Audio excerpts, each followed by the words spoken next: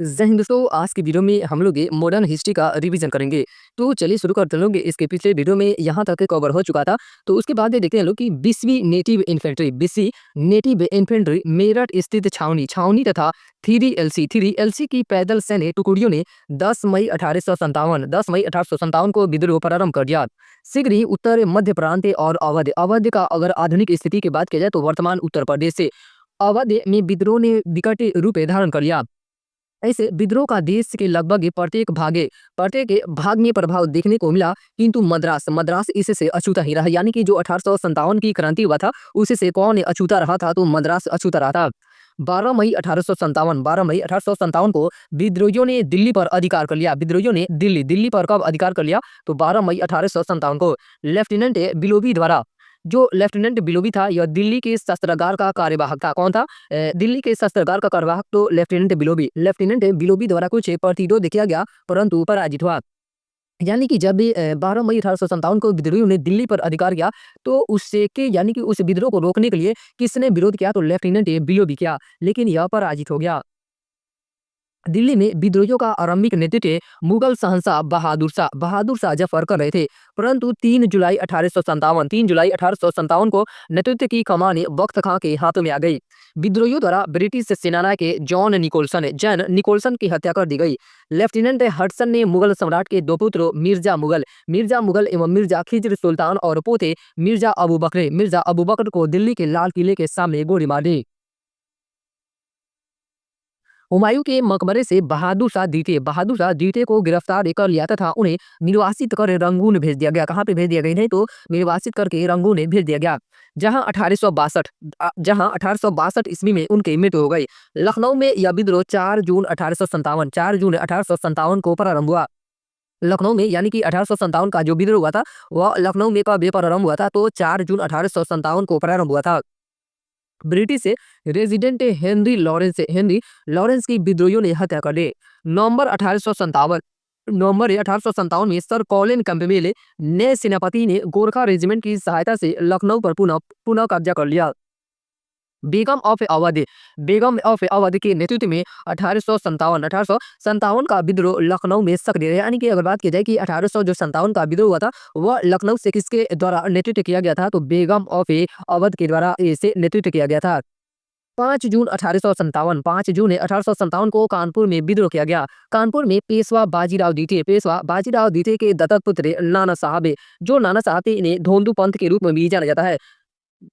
कानपुर में पेशवा बाजीराव द्वितीय के दत्तक पुत्र कौन थे, तो नाना साहब ने विद्रोह को नेतृत्व प्रदान किया। कानपुर से किसने 1857 के विद्रोह का नेतृत्व किया था, तो नाना साहब ने, जिसमें उनकी सहायता तात्या टोपे का अगर असली नाम की बात की जाए तो इनका असल नाम है रामचंद्र पांडुरंग था, जिसमें उनकी सहायता तात्या टोपे ने की।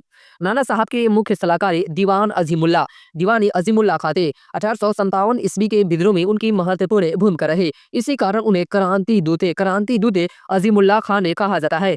क्रांति दूत किसे कहा जाता है, तो अजीमुल्ला खान को कहा जाता है।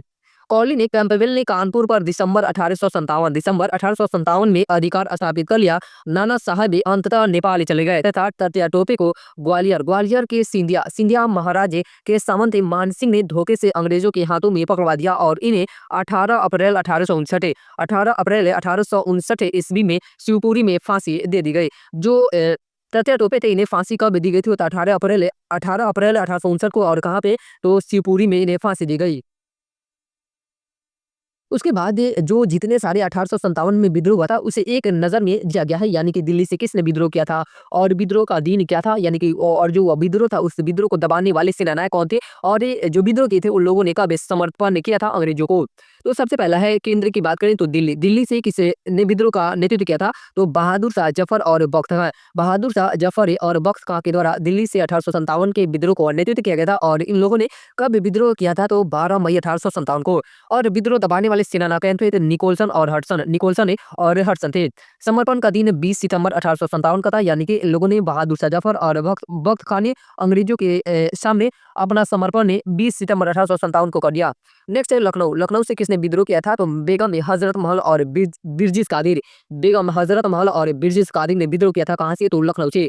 4 जून 1857 को विद्रोह इन लोगों ने किया था। कॉलिन कैंपबेल ने इस विद्रोह को दबा दिया था। 31 मार्च 1858 ईस्वी को इन लोगों ने समर्पण कर दिया। नेक्स्ट है कानपुर। कानपुर से विद्रोह किसके द्वारा किया गया था? तो नाना साहब और तात्या टोपे के द्वारा कानपुर से विद्रोह किया गया था और इनके द्वारा विद्रोह का दिन क्या था? तो 5 जून 1857 को इन लोगों ने विद्रोह किया था और इस विद्रोह को भी कॉलिन कैंपबेल ने दबा दिया। दिसंबर 1857 को इन लोगों ने समर्पण कर दिया अंग्रेजों के समक्ष।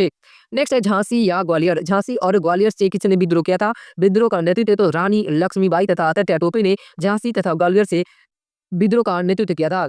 जून 1857 में इन लोगों की विद्रोह की आरंभ होती है और जनरल ह्यूरोज ने इस विद्रोह को दबा दिया था। जून 1858 को उन लोगों ने समर्पण किया। नेक्स्ट है जगदीशपुर। ये भी इंपॉर्टेंट है क्योंकि यह जो जगदीशपुर है यह बिहार में पड़ता है और आरा जिला में। और यहाँ से किसने विद्रोह किया था? तो कुंवर सिंह और अमर सिंह के द्वारा नेतृत्व किया गया था। कुंवर सिंह और अमर सिंह के द्वारा जगदीशपुर से विद्रोह का नेतृत्व किया गया था। 12 जून 1857 को यहाँ से विद्रोह प्रारंभ हुआ था। मेजर विलियम टेलर के द्वारा इस विद्रोह को दबा दिया गया। किसके द्वारा इस विद्रोह को दबा दिया गया? तो मेजर विलियम टेलर के द्वारा।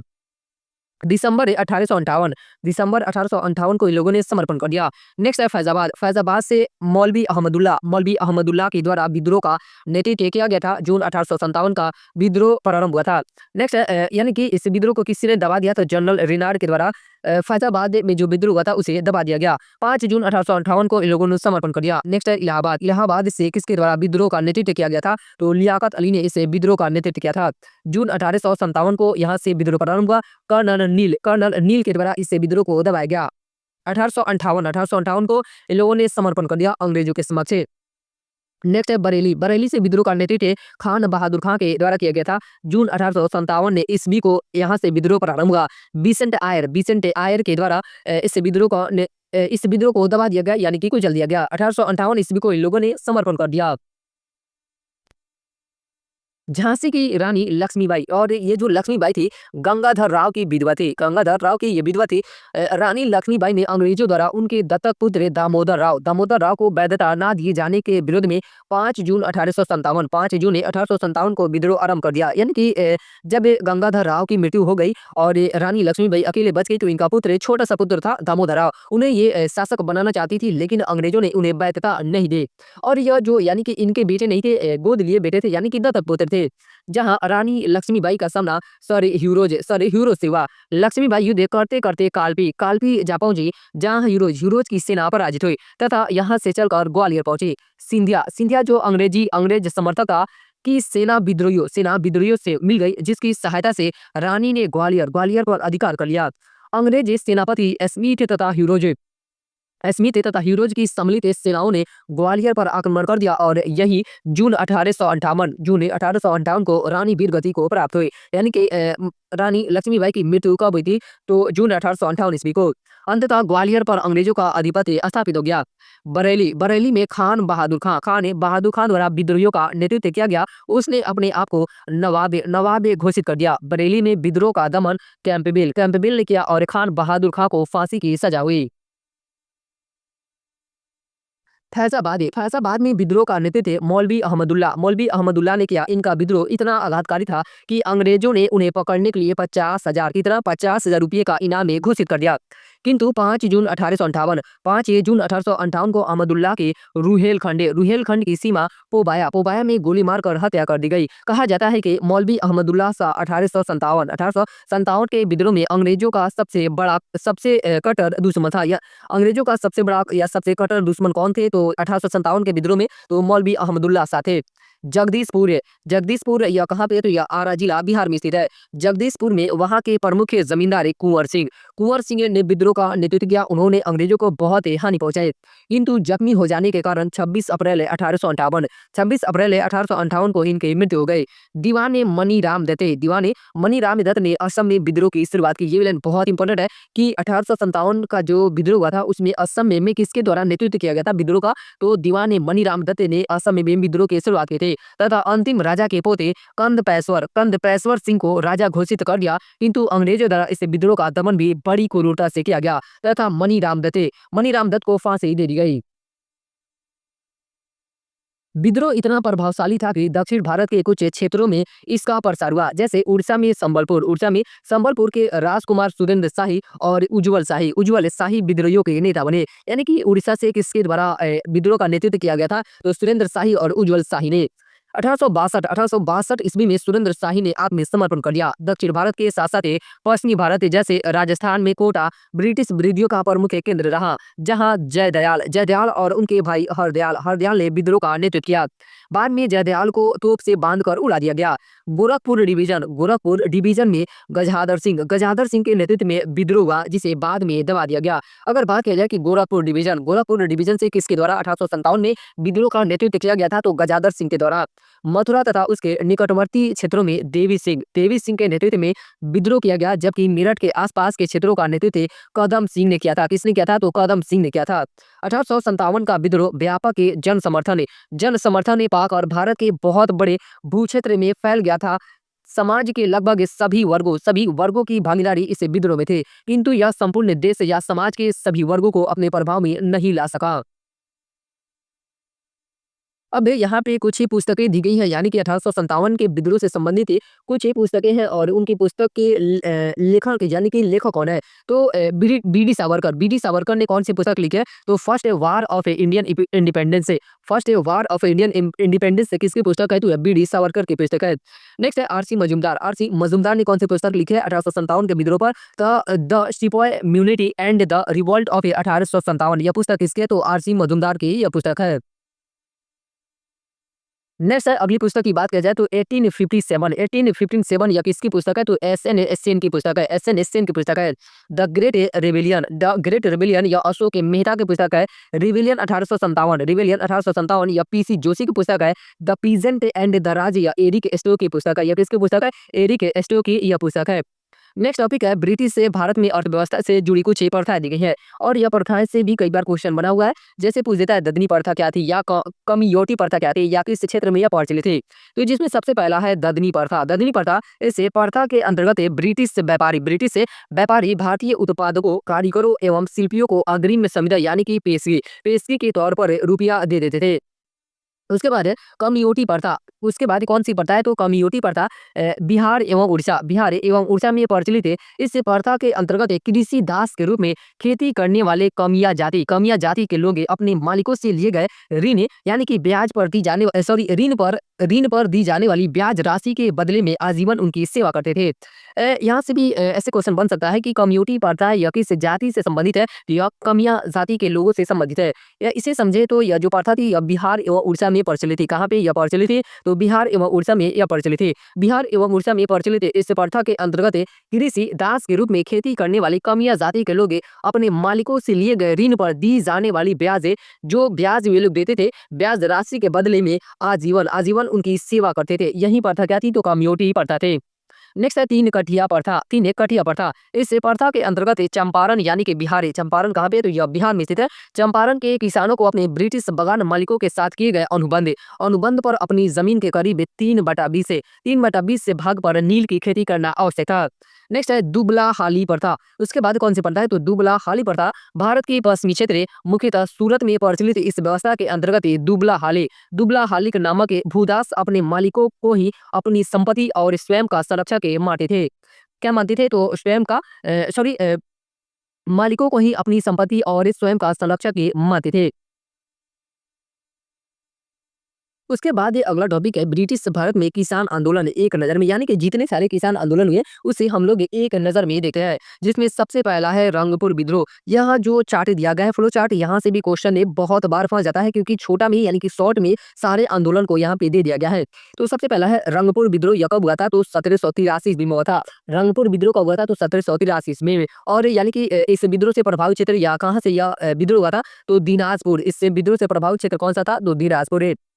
इस विद्रोह का नेतृत्व किसने किया था, तो धीरज नारायण ने इस विद्रोह का नेतृत्व किया था। और इस विद्रोह का कारण क्या था, तो ईस्ट इंडिया कंपनी ने जमींदारों पर कर यानी कि टैक्स बढ़ा दिया, जिसका बोझ अंत में किसानों पर पड़ा। और इस विद्रोह का प्रगति दिशा या परिणाम क्या रहा था? तो किसानों ने कचहरियों कचहरियों, खजाने भंडारों और सरकारी पदाधिकारियों पर आक्रमण किया और अपनी सरकार बनाई।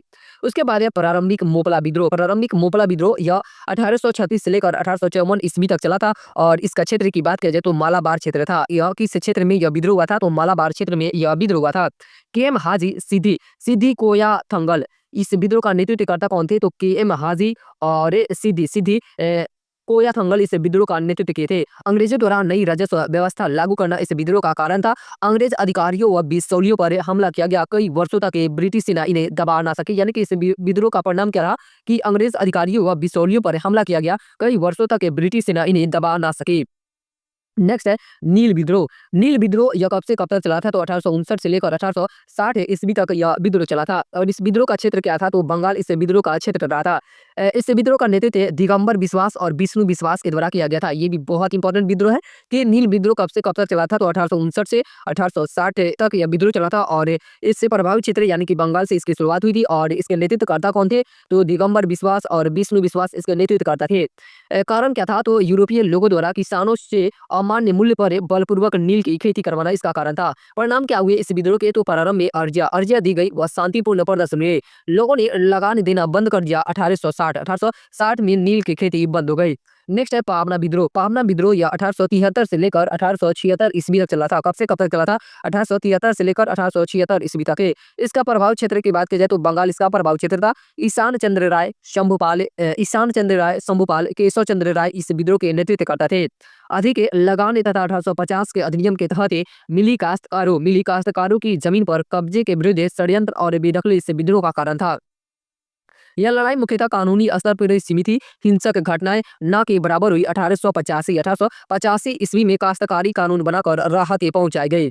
उसके बाद ये अगला विद्रोह है दक्कन विद्रोह। दक्कन विद्रोह की बात की जाए तो यह कब हुआ था? तो दक्कन विद्रोह 1875 ईस्वी में हुआ था। कब हुआ था? 1875 ईस्वी में। महाराष्ट्र के पूना, अहमदनगर, सोलापुर व सतारा जिले में इससे से प्रभावित क्षेत्र थे। बाबा साहब देशमुख इस विद्रोह के नेतृत्व करता थे। दक्कन विद्रोह का नेतृत्व किसके द्वारा किया गया था? तो बाबा साहब देशमुख के द्वारा किया गया था। रैयतवाड़ी रैयतवाड़ी इलाके के किसान कर्ज अदायगी को लेकर महाजनों के जाल में फंस गए। अमेरिकी गृहयुद्ध का अंत व अकाल के बावजूद लगान की दरें 50% की कष्टदायक वृद्धि के कारण यह विद्रोह हुआ था। महाजनों का सामाजिक बहिष्कार। दक्कन कृषक राहत अधिनियम 1879 से किसानों को महाजनों के विरुद्ध संरक्षण प्रदान किया गया। यानी कि इस विद्रोह का क्या परिणाम रहा था? तो महाजनों का सामाजिक बहिष्कार। दक्कन कृषक राहत अधिनियम जो 1879 में था, 79 से किसानों को महाजनों के विरुद्ध संरक्षण प्रदान किया गया। उसके बाद अगला विद्रोह है पंजाब के कृषकों का आंदोलन जो 1890 से 1900 ईस्वी के मध्य चला था। और इससे विद्रोह की बात की जाए क्योंकि इस क्षेत्र में यह विद्रोह हुआ था तो पंजाब में यह विद्रोह हुआ था। ग्रामीण ऋणग्रस्तता तथा कृषकों की भूमिका गैर कृषकों व महाजनों में हस्तांतरण के कारण यह विद्रोह हुआ था। 1900 ईस्वी में पंजाब में भूमि अपवर्तन का आंदोलन अधिनियम द्वारा इस तरह के हस्तांतरण पर रोक लगाई गई। भूमि कर से राहत प्रदान की गई। नेक्स्ट है बिजौलिया किसान आंदोलन यह 1905 से लेकर 1913 ईस्वी तक के चला था और इसका क्षेत्र क्या था? तो मेवाड़ इसका क्षेत्र रहा था। भूप सिंह राठी, विजय सिंह पथिक उर्फ राष्ट्रीय पथिक, मणिक लाल वर्मा इन इस विद्रोह के नेतृत्व करता थे। किसानों पर 86 प्रकार के कर लगाए गए थे। यानी कि बिजौलिया किसान आंदोलन का कारण क्या था? तो किसानों पर 86 प्रकार के कर लगाए गए थे, यही कारण था। किसानों ने जागीरदारों की खेती से मना कर दिया। कर न देने का आंदोलन चलाया गया। नेक्स्ट है चंपारण सत्याग्रह यह 1917 में हुआ था। कब हुआ था? 1917 में। चंपारण, रामनगर, मोतिहारी, बेतिया इससे प्रभावित क्षेत्र थे। यानी कि जो चंपारण सत्याग्रह था यह इसका प्रभावित क्षेत्र क्या कौन सा रहा था? तो चंपारण, रामनगर, मोतिहारी, बेतिया। महात्मा गांधी ने इस विद्रोह का नेतृत्व किया था। 3 कटिया प्रणाली लगान वृद्धि के विरोध में यह विद्रोह किया गया था। गांधी जी का आगमन हुआ तथा एक आयोग के द्वारा बगान मालिक अवैध वसूली का 25% वापस करने पर सहमत हो गए। नेक्स्ट है खेड़ा सत्याग्रह यह 1918 ईस्वी में हुआ था। खेड़ा सत्याग्रह का हुआ था तो 1918 ईस्वी में और इसके क्षेत्र की बात की जाए तो खेड़ा गुजरात से इस विद्रोह का यानी कि यह विद्रोह पनपा था। महात्मा गांधी के द्वारा इस विद्रोह का नेतृत्व किया गया था। फसल बर्बाद होने के बावजूद सरकार द्वारा मालगुजारी वसूल किया जाना इस विद्रोह का कारण था। इसके परिणाम क्या हुए तो गांधी जी ने कहा कि यदि सरकारें गरीब किसानों की लगान माफ कर दे तो जो लगान देने में सक्षम है वे पूरी लगान देंगे। नेक्स्ट है अवध किसान आंदोलन। अवध किसान आंदोलन यह 1920 में हुआ था। प्रतापगढ़, रायबरेली, सुल्तानपुर, फैजाबाद इससे विद्रोह से प्रभावित क्षेत्र थे। जिंगोरी सिंह, बाबा रामचंद्र, दुर्गापाल सिंह इस विद्रोह के नेतृत्व करता थे। अवैध लगान व बेदखली अधिनियम लागू, अवैध मालगुजारी संशोधन अधिनियम से लगान बढ़ोतरी की गई। इसी वजह से यह विद्रोह हुआ था। 1919 ईस्वी में प्रतापगढ़ में नाई धोबी सेवाबंदी तथा सामाजिक बहिष्कार, बाबा रामचंद्र को जेल भेजने पर प्रदर्शन किया गया। ऐसे विद्रोह के क्या परिणाम हुए थे तो 1919 में प्रतापगढ़ में नाई धोबी सेवाबंदी तथा सामाजिक बहिष्कार, बाबा रामचंद्र को जेल भेजने पर प्रदर्शन भी हुआ था। नेक्स्ट एका आंदोलन। एका आंदोलन यह कब तक चला था तो 1921 से लेकर 1922 ईस्वी तक चला था। ये जितने सारे आंदोलन है इस आंदोलन में दो ही चीज इंपॉर्टेंट है कि एका यानी कि जो आंदोलन हुआ है वह कब हुआ था और उस आंदोलन का नेतृत्व करता कौन है, और तीसरी चीज भी इंपॉर्टेंट है कि वह यानी कि जो आंदोलन था उससे प्रभावित क्षेत्र या कहाँ से वह आंदोलन शुरू हुआ था। तो उसके बाद एक कौन सा आंदोलन है, एक आंदोलन यह 1921 से लेकर 1922 ईस्वी तक चला था। बाराबंकी, हरदोई, बहराइच, सीतापुर इसके प्रभावित क्षेत्र थे। मदारी पासी इस विद्रोह के नेतृत्व करता थे। लगान में बढ़ोतरी के कारण इस विद्रोह हुआ था, यानी कि इस विद्रोह का कारण क्या था तो लगान में बढ़ोतरी। इस आंदोलन में छोटे जमींदार भी शामिल हुए। नेक्स्ट है मलाबार का मोपला विद्रोह। मलाबार का मोपला विद्रोह यह कब हुआ था तो यह 1921 ईस्वी में हुआ था। कब हुआ था 1921 ईस्वी में। इसके क्षेत्र की बात की जाए तो मालाबार इसका क्षेत्र था। याकूब हसन, यू गोपाल मीनन, पी मोइनुद्दीन कोया, अली मुशलियार इस विद्रोह के नेतृत्व करते थे। अधिक लगान व बेदखली। अंग्रेजों द्वारा अली मुशलियार को पकड़ने के लिए तिरुरांगड़ी की मस्जिद पर छापा मारा गया। इस विद्रोह का कारण था। पुलिस स्टेशन यानी कि इस विद्रोह के परिणाम क्या हुए तो पुलिस स्टेशन, सरकारी दफ्तर व जमींदारों के घर पर हमला। बाद में इसका स्वरूप सांप्रदायिक हो गया। 1921 में विद्रोह को कुचल दिया गया। नेक्स्ट है बारडोली सत्याग्रह। बारडोली सत्याग्रह यह 1928 ईस्वी में हुआ था। सूरत का बारडोली तालुका ये इससे प्रभावित क्षेत्र था। सरदार वल्लभ भाई पटेल के द्वारा इस विद्रोह का नेतृत्व किया गया था। बारडोली सत्याग्रह का नेतृत्व किसने किया था तो सरदार वल्लभ भाई पटेल ने इस विद्रोह का नेतृत्व किया था। लगान में बढ़ोतरी, बंधुआ मजदूरी इस विद्रोह के कारण थे। वल्लभ भाई के नेतृत्व में सामाजिक बहिष्कार का अस्त्र इस्तेमाल किया गया। मैक्सवेल ब्रूमफील्ड समिति की अनुशंसा पर लगान की दर 22% है। 22% से घटाकर 6.03% कर दी गई। नेक्स्ट है आंध्र आंदोलन। आंध्र आंदोलन की शुरुआत 1928 से लेकर 1938 के बीच में होती है और इससे प्रभावित क्षेत्र तटीय आंध्र था। एनजी रंगा, पी सदरैया, बनी सत्यनारायण, दंडू सत्यनारायण राजू इस विद्रोह के नेतृत्व करता थे। इस विद्रोह का कारण क्या था तो खेत जोतने व मछली मारने के अधिकारों को लेकर संघर्ष से छेड़ा गया। परिणाम क्या हुए इस विद्रोह के तो आंध्र प्रांतीय रेवत एसोसिएशन की स्थापना एनजी रंगा द्वारा 1928 ईस्वी में हुई। उन्हीं के द्वारा गुंटूर जिले के नीडुबेल्लू गांव में 1933 ईस्वी में भारतीय किसान परिषद का गठन, ऋण में राहतें दी गई। उसके बाद अगला विद्रोह है मलाबार कृषक आंदोलन। अगला विद्रोह कौन सा है तो मलाबार कृषक आंदोलन यह 1934 से लेकर 1940 ईस्वी के मध्य चला था। केरल का मलाबार क्षेत्र इससे प्रभावित क्षेत्र था। आर रामचंद्र, वेदु मंगड़ी, वी कृष्ण पिल्लई, टी प्रकाशम ने इस विद्रोह का नेतृत्व करता थे। कारण क्या था तो सामंती वसूलिया, नवीनीकरण शुल्क व लगान की अग्रिम अदायगी इस विद्रोह के कारण थे। संगठन ने 1929 ईस्वी में कृषक मलाबार काश्तकारी अधिनियम में सुधार के लिए आंदोलन छेड़ा। कांग्रेस सरकार इस्तीफा देने से पहले रीनो में राहतें देने के लिए एक कानून पास कर चुकी थी। कृषक के संघों ने इसका स्वागत किया।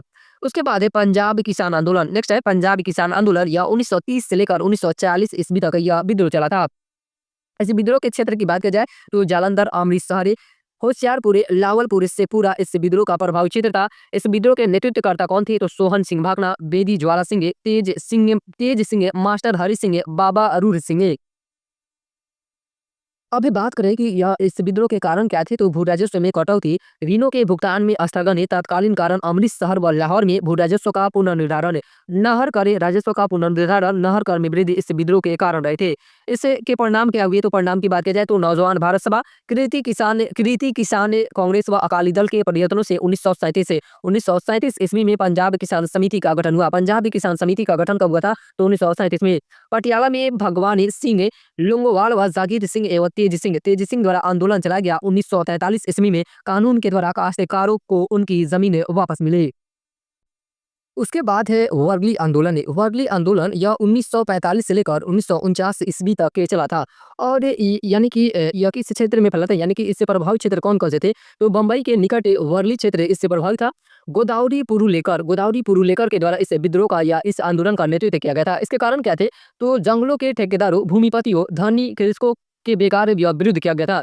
इसके परिणाम क्या हुए? तो ये साम्यवादियों के प्रभाव में आ गए। नेक्स्ट है तेभागा आंदोलन। तेभागा आंदोलन यह 1946 से लेकर 1950 के बीच में चला था। इसके नेतृत्वकर्ता की बात की जाए, प्रभावित क्षेत्र तो दिनाजपुर, रंगपुर, जलपाईगुड़ी, मेमन सिंह, मिदनापुर और 24 परगना और खुलना, ये सभी इससे प्रभावित क्षेत्र थे। और इसके नेतृत्वकर्ता में कृष्ण विनोदी राय, अवनी लहरी, सुनील सेन, भवानी सेन व मोनी सिंह व कंपाराम सिंह इत्यादि ये सब क्या थे? तो इसके नेतृत्वकर्ता थे। बटाईदारों ने इसके कारण क्या थे? तो बटाईदारों ने फैसला किया कि आधे की जगह वे जोतदारों को 1/3 उपज देंगे। सरकार ने वर्गादार विधेयक पारित कर किसानों की मांगों की पूर्ति की। इसके परिणाम हुए कि सुहरावर्दी मंत्रिमंडल ने बंगाल बरगादर अस्थायी नियमन विधेयक प्रकाशित कर आंदोलन को कानूनी वैधता प्रदान की। नेक्स्ट है पुनपरा एवं वायलार विद्रोह यह कब से शुरू हुआ था? तो 1946 में इसकी शुरुआत हुई थी। इससे प्रभावित क्षेत्र कौन सा था? तो त्रावणकोर से इसकी शुरुआत हुई थी। पनम धातु पिल्लई और साम्यवादी जन इससे के नेतृत्व करता थे। इस आंदोलन के अगर कारण की बात किया जाए तो अन्न की कमी, दीवान सी पी रामास्वामी अय्यर का अमेरिकी नमूना, ताकि अंग्रेजों के जाने के बाद एक स्वतंत्र त्रावणकोर उसके नियंत्रण में रहे। इसका परिणाम में हुआ यह कि लगभग 800 लोग इस खूनी विद्रोह में मारे गए। दबाव की नीति द्वारा रामास्वामी अय्यर को अमेरिकी नमूना त्यागने पर मजबूर किया गया। नेक्स्ट है तेलंगाना आंदोलन। तेलंगाना आंदोलन की बात की जाए तो यह 1946 से लेकर 1951 ईस्वी तक चला था। यह कब से कब तक चला था? 1946 से लेकर 1951 तक के। इससे प्रभावित क्षेत्र थे तेलंगाना और संद्रैया इससे के नेतृत्व करता थे। निजाम में जमींदारों, साहूकारों तथा व्यापारियों के विरुद्ध यह संघर्ष चला था। बेगार करवाना, जमीन हथियाना इससे आंदोलन के विरुद्ध के कारण थे। परिणाम इस आंदोलन का यह हुआ कि यह सबसे बड़ा कृषक गुरिल्ला युद्ध रहा। 1946 ईस्वी में कांग्रेस ने जागीरदारी प्रथा समाप्त कर दी। अब ये देते हैं इसे लेसन पे आधारित स्मरणीय थे। जनजातीय शब्द का पहली बार ठक्कर बापा ने प्रयोग किया था। ये भी लाइन बहुत इंपॉर्टेंट है कि जनजातीय शब्द का पहली बार प्रयोग किसके द्वारा किया गया था? तो ठक्कर बापा के द्वारा किया गया था। फकीर विद्रोह में भवानी पाठक एवं देवी चौधरानी जुड़ने वाले प्रसिद्ध हिंदू नेता थे। 1876 ईस्वी में ब्रिटिश संसद ने रॉयल टाइटल्स नाम से अधिनियम पारित किया, जिससे महारानी विक्टोरिया को भारत की सममार्गी घोषित किया गया। नील की खेती करने से छूट पाने के लिए नील किसानों को तमान यानी कि क्षतिपूर्ति कर देना पड़ता था। कौन सा कर? तो यहाँ से अगर ऐसे क्वेश्चन बनता है कि तमान क्या है, तो यह एक प्रकार का कर है। स्वामी सहजानंद सरस्वती ने भूमि और ये जलमार्ग के राष्ट्रीयकरण के मांग के साथ अखिल भारतीय संयुक्त किसान सभा का गठन 1930 के दशक में किया। 1857 ईस्वी के विद्रोह को जोश नामक उर्दू कवि ने देखा था। 1857 के विद्रोह को किसने देखा था? जोश नामक उर्दू कवि ने इसे देखा था। नेक्स्ट है कि 1857 की क्रांति के समय भारत का गवर्नर जनरल लॉर्ड कैनिंग एवं इंग्लैंड के प्रधानमंत्री पामर्स्टन ने ये लिबरल पार्टी से थे। यानी कि अगर बात की जाए कि 1857 की क्रांति जब हुआ था तो उस समय भारत का गवर्नर जनरल कौन था? तो लॉर्ड कैनिंग उस समय गवर्नर जनरल था। और इंग्लैंड के प्रधानमंत्री कौन थे? तो पामर्स्टन थे। और ये किस पार्टी से थे? तो ये लिबरल पार्टी से थे। 1936 ईस्वी में अखिल भारतीय किसान संगठन बना, जिसे अखिल भारतीय किसान सभा का नाम दिया गया। पहला अखिल भारतीय किसान सम्मेलन 11 अप्रैल 1936 को लखनऊ में हुआ तथा स्वामी सहजानंद सरस्वती इसके अध्यक्ष एवं प्रोफेसर एनजी रंगा महासचिव चुने गए। जवाहरलाल नेहरू ने भी इस सम्मेलन में भाग लिया था तथा 1 सितंबर 1936 को किसान दिवस के रूप में मनाने का निर्णय लिया था। हैदराबाद के निजाम ने अंग्रेजी ईस्ट इंडिया कंपनी के कंट्रोल के खिलाफ बगावत नहीं की। ये भी लाइन इंपॉर्टेंट है कि किसने यानी कि अंग्रेजी ईस्ट इंडिया कंपनी के कंट्रोल के खिलाफ बगावत नहीं की? तो हैदराबाद के निजाम के द्वारा बगावत नहीं की गई थी। 1855 ईस्वी में संथालों के विद्रोह को दबाने के लिए मेजर बारो के नेतृत्व में एक सेना भेजी गई, जिसे संथालों ने हरा दिया। 1921 से 22 में अवध के किसानों द्वारा एका आंदोलन चलाया गया। एका आंदोलन ये कब से कब तक चलाया गया था? तो 1921 से 22 के बीच में, जिसके प्रमुख केंद्र हरदोई, बहराइच, सुल्तानपुर, बाराबंकी और सीतापुर थे। इस आंदोलन के प्रमुख नेता मदारी पासी, इसे यानी कि एका आंदोलन के प्रमुख नेता कौन थे? तो मदारी पासी और ये सहरेब थे, जो निम्न जाति के किसान थे। आंध्र प्रदेश के पूर्वी गोदावरी में कोया विद्रोह आरंभ हुआ तथा उड़ीसा के मलकागिरी जिले तक ये फैला। 1879 से 80 ने टोम्पा सोरा ने इस विद्रोह का नेतृत्व किया। अगर बात किया जाए कि कोया विद्रोह का नेतृत्व किसके द्वारा किया गया था, तो टोम्पा सोरा के द्वारा इस विद्रोह का नेतृत्व किया गया था और यह कब से कब तक चला था? तो 1879 से लेकर 1880 ईस्वी तक।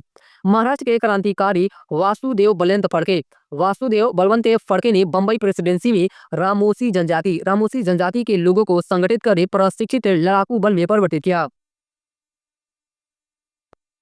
उसके बाद है इस लेसन पे आधारित बीपीएससी के द्वारा पूछे गए प्रश्न, जिसमें सबसे पहला प्रश्न है कि संथाल विद्रोह के नेता कौन थे? तो संथाल विद्रोह के नेता की बात करें, यानी कि संथाल विद्रोह का नेतृत्व किसके द्वारा किया गया था? तो सिद्धू एवं कान्हू के द्वारा इस विद्रोह का नेतृत्व किया गया था।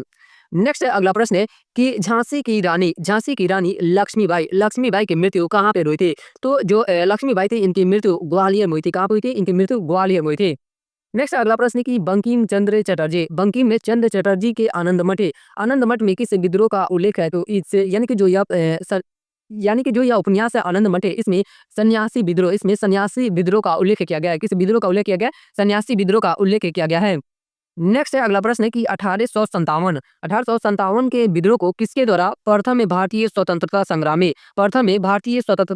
के रूप में वर्णित किया गया था? तो बी.डी. सावरकर के द्वारा 1857 के विद्रोह को प्रथम भारतीय स्वतंत्रता संग्राम के रूप में वर्णित किया गया था।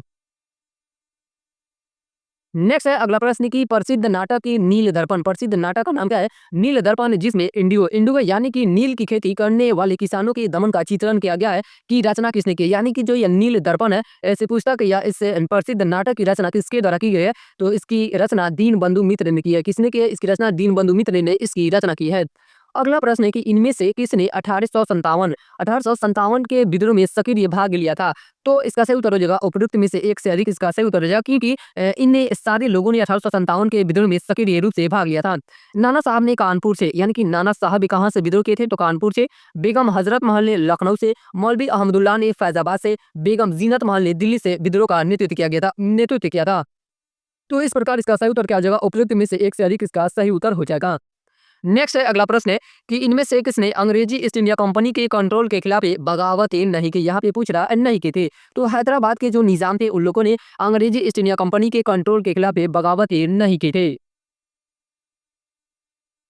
उसके बाद ही अगला लेसन है सामाजिक धार्मिक सुधार आंदोलन और इस लेसन का नाम क्या है? 27वां नंबर यह लेसन है, जिसमें सबसे पहला समाज आता है ब्रह्म समाज। जिसमें सबसे पहला धार्मिक सुधार आंदोलन में कौन सा आता है? तो ब्रह्म समाज। ब्रह्म समाज की स्थापना 20 अगस्त 1828 को राजा राम मोहन राय ने की थी। ब्रह्म समाज की स्थापना किसने की थी? तो राजा राम मोहन राय के द्वारा की गई थी। और कब की गई थी? तो 20 अगस्त 1828 ईस्वी को की गई थी। इसने यानी कि राजा राम मोहन राय ने अवतारवादे, बहुदेववादे, मूर्ति पूजा, कर्मकांडों आदि का विरोध किया तथा एकेश्वरवाद और सभी धर्मों के सारतत्व को आधार बनाते हुए हिंदू धर्म में सुधार किए। ब्रह्म समाज ने सती प्रथा, बाल विवाह, बहु विवाह, वर्ण व्यवस्था, पर्दा प्रथा जैसी सामाजिक कुरीतियों का पुरजोर विरोध किया तथा नारी गरिमा को प्रतिष्ठित करने का प्रयास किया। राजा राम मोहन राय ने सती प्रथा जैसे जघन्य कृत्य के विरोध में लंबा आंदोलन चलाया एवं नारी शिक्षा, विधवा पुनर्विवाह, अंतर जातीय विवाह जैसे समाज सुधार के कार्य भी किए। 1833 से ईस्वी में राजा राम मोहन राय की इंग्लैंड में अकाल मृत्यु के कारण ब्रह्म समाज का संचालन उनके शिष्य द्वारकानाथ टैगोर तथा पंडित रामचंद्र विद्यावागी से ने किया था। किसके द्वारा किया गया था? तो पंडित रामचंद्र विद्यावागी से ने किया था। जो राजा राम मोहन राय थे, इनकी मृत्यु कब हुई थी? 1833 ईस्वी में हो गई थी और जो उसके बाद इनकी मृत्यु के बाद ब्रह्म समाज का संचालन किसके द्वारा किया गया था? तो इनके 2 शिष्य थे, एक थे द्वारकानाथ टैगोर और दूसरे शिष्य का नाम क्या था? पंडित रामचंद्र विद्यावागी से दूसरे शिष्य थे। 1843 से 1843 ईस्वी में देवेंद्रनाथ टैगोर ने ब्रह्म समाज का नेतृत्व संभाला। 1839 ईस्वी में जोरासांको कहाँ पे? तो कलकत्ता में तत्व बोधिनी या तत्व रंजनी सभा की स्थापना की। राजेंद्र लाल मित्र, अक्षय कुमार दत्त, ईश्वर चंद्र विद्यासागर, ताराचंद्र चक्रवर्ती तथा प्यारेलाल मित्र जैसे समाज सुधारक तत्व बोधिनी सभा के सदस्य थे। यानी कि ये लोग जितने हैं राजेंद्र लाल मित्र, अक्षय कुमार दत्त, ईश्वर चंद्र विद्यासागर, ताराचंद्र चक्रवर्ती तथा प्यारेलाल, ये सब क्या थे? तो समाज सुधारक यानी कि तत्व बोधिनी सभा के सदस्य थे। देवेंद्रनाथ टैगोर ने ब्रह्म धर्म नामक एक धार्मिक पुस्तिका का संकलन भी तैयार किया।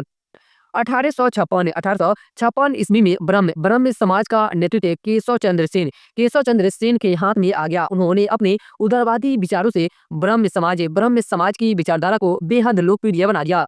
बंगाल के बाहरी संयुक्त प्रांत यानी कि उत्तर प्रदेश, पंजाब एवं मद्रास में इसकी शाखाएं इन्हीं के समय खोली गई। केशव चंद्र सेन के उदारवादी विचारों से उनके तथा परंपरागत विचारधारा वाले ब्रह्म समाजियों के बीच मतभेद उत्पन्न हो गए। परिणाम स्वरूप 1865 ईस्वी में देवेंद्रनाथ टैगोर ने ब्रह्म समाज के सन्यासी की हैसियत से केशव चंद्र सेन को आचार्य की पदवी से अपदस्थ कर दिया। 1865 ईस्वी में केशव चंद्र सेन ने एक नया संगठन यानी कि नवीन ब्रह्म समाज या भारतीय ब्रह्म समाज की स्थापना की। नवीन ब्रह्म समाज या भारतीय ब्रह्म समाज की स्थापना किसके द्वारा की गई थी? तो केशव चंद्र सेन के द्वारा की गई थी। और कब की गई थी? तो 1865 ईस्वी में इसकी स्थापना की गई थी। जबकि देवेंद्रनाथ टैगोर वाला ब्रह्म समाज आदि ब्रह्म समाज का, यानी कि जो देवेंद्रनाथ टैगोर ब्रह्म समाज के संचालन थे उसका क्या नाम से कहलाया आगे चल के? तो आदि ब्रह्म समाज कहलाया। क्या कहलाया? आदि ब्रह्म समाज। 1872 ईस्वी में केशव चंद्र सेन के प्रयासों से ब्रह्म विवाह अधिनियम यानी कि ब्रह्म मैरिज एक्ट 1872 को कानूनी मान्यता प्राप्त हो गई। तदुपरांत उन्होंने भारतीय सुधार संघ यानी कि इंडियन रिफॉर्म एसोसिएशन नामक एक संगठन की स्थापना की। केशव चंद्र सेन के संपादकत्व में इंडियन मिरर नामक एक दैनिक समाचार पत्र का प्रकाशन 1861 ईस्वी में प्रारंभ हुआ। अगर बात करें इंडियन मिरर जो दैनिक समाचार पत्र था उसके संपादक कौन थे? तो केशव चंद्र सेन थे और इन्हीं के संपादकत्व में 1861 ईस्वी में इसका प्रकाशन प्रारंभ हुआ। यह पहला ऐसा अंग्रेजी का समाचार पत्र था जिसने बाद में ब्रह्म समाज के सशक्त मुखपत्र यानी कि माउथ पीस का रूप ले लिया। 1878 ईस्वी में केशव चंद्र सेन ने अपनी अल्प वयस्क बेटी का विवाह कूच बिहार के महाराजा से किया। तो ब्रह्म समाज में फिर एक बार फूट पड़ गई। यह विवाह परंपरागत हिंदू पद्धति के अनुसार था। ब्रह्म विवाह अधिनियम 1872 का उल्लंघन करते हुए कराया गया था। शिवनाथ शास्त्री एवं आनंद मोहन बोस ने 1878 ईस्वी में साधारण ब्रह्म समाज की स्थापना की। उसके बाद इस शॉर्ट में देखते हैं लोग राजा राम मोहन राय के बारे में। भारत में सुधारवादी आंदोलन के प्रवर्तक राजा राम मोहन राय का जन्म 1772 ईस्वी में बंगाल के हुगली जिले के राधानगर गांव में हुआ था।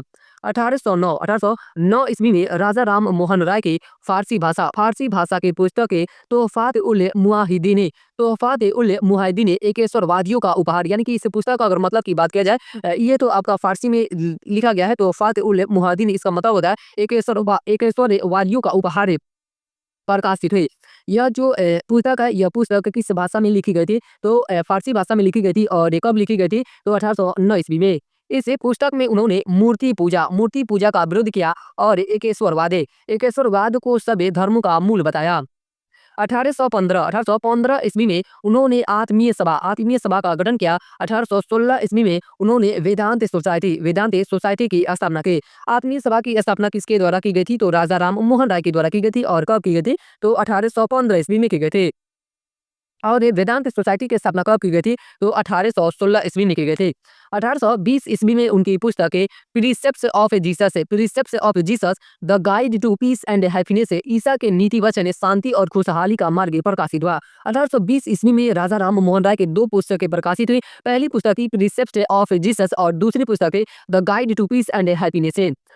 उनके प्रयासों यानी कि राजा राम मोहन राय के प्रयासों से लॉर्ड विलियम बेंटिंग ने अधिनियम 17 1829 के द्वारा सती प्रथा पर प्रतिबंध लगा दिया। दिसंबर 1821 में राजा राम मोहन राय ने अपने विचार लोगों तक पहुंचाने के उद्देश्य से बांग्ला साप्ताहिक के संवाद कौमुदी अथवा प्रज्ञा चांद का प्रकाशन किया। जो संवाद कौमुदी और प्रज्ञा चांद या जो संवाद कौमुदी और प्रज्ञा चांद जो पुस्तक है, इस पुस्तक के किस यानी कि जो पुस्तक है किस भाषा में प्रकाशित हुए थे? तो बांग्ला भाषा में और यह साप्ताहिक थे यानी कि पत्रिका भी कह सकते हैं या पुस्तक भी कह सकते हैं। 1822 ईस्वी में उन्होंने फारसी में एक अन्य साप्ताहिक समाचार पत्र मिरातुल अखबार का प्रकाशन शुरू किया। यह जितने सारे हम लोग समाचार पत्र पढ़ रहे हैं लोग या पत्रिका पढ़ रहे हैं लोग, यहाँ से 3 तरह के क्वेश्चन बनते हैं कि वह किस भाषा में लिखा गया था और कब प्रकाशित हुआ था और उसका नाम क्या, यानी कि संवाद कौमुदी किसकी पत्रिका थी या मिरातुल अखबार किसकी पत्रिका थी? तो राजा राम मोहन राय की पत्रिका थी। मिरातुल जो अखबार है यह फारसी भाषा में लिखा गया था। किस भाषा में? फारसी भाषा में लिखा गया था और यह एक साप्ताहिक समाचार पत्र था। और इसका प्रकाशन कब से हुआ था? तो 1822 ईस्वी से। 1821 ईस्वी में एक पुस्तक ए गिफ्ट टू मोनोथिस्ट लिखी, जिसमें उन्होंने एक ईश्वरवाद का समर्थन किया। एक ईश्वरवाद का समर्थन किस पुस्तक में किया गया? राजा राम मोहन राय के द्वारा। तो ए गिफ्ट टू मोनोथिस्ट में किया गया है। मुगल बादशाह कौन था? तो अकबर द्वितीय। अकबर द्वितीय ने उन्हें 1830 से 1830 ईस्वी में राजा की उपाधि दी। अगर बात की जाए कि राजा राम मोहन राय की जो राजा की उपाधि थी, शुरुआत में जो हम लोग पढ़ रहे हो राजा राम मोहन राय, तो राजा की उपाधि किसके द्वारा दी गई थी? तो अकबर द्वितीय के द्वारा दी गई थी। और कब दी गई थी? तो 1830 ईस्वी में। 27 सितंबर 1833 से 1833 को ब्रिस्टल यानी कि इंग्लैंड में इनका निधन हो गया। राजा राम मोहन राय को नव जागरण का अग्रदूत आधुनिक भारत का पिता, सुधार आंदोलनों का प्रवर्तक, नव भारत का तारा आदि उपाधियों से जाना जाता है।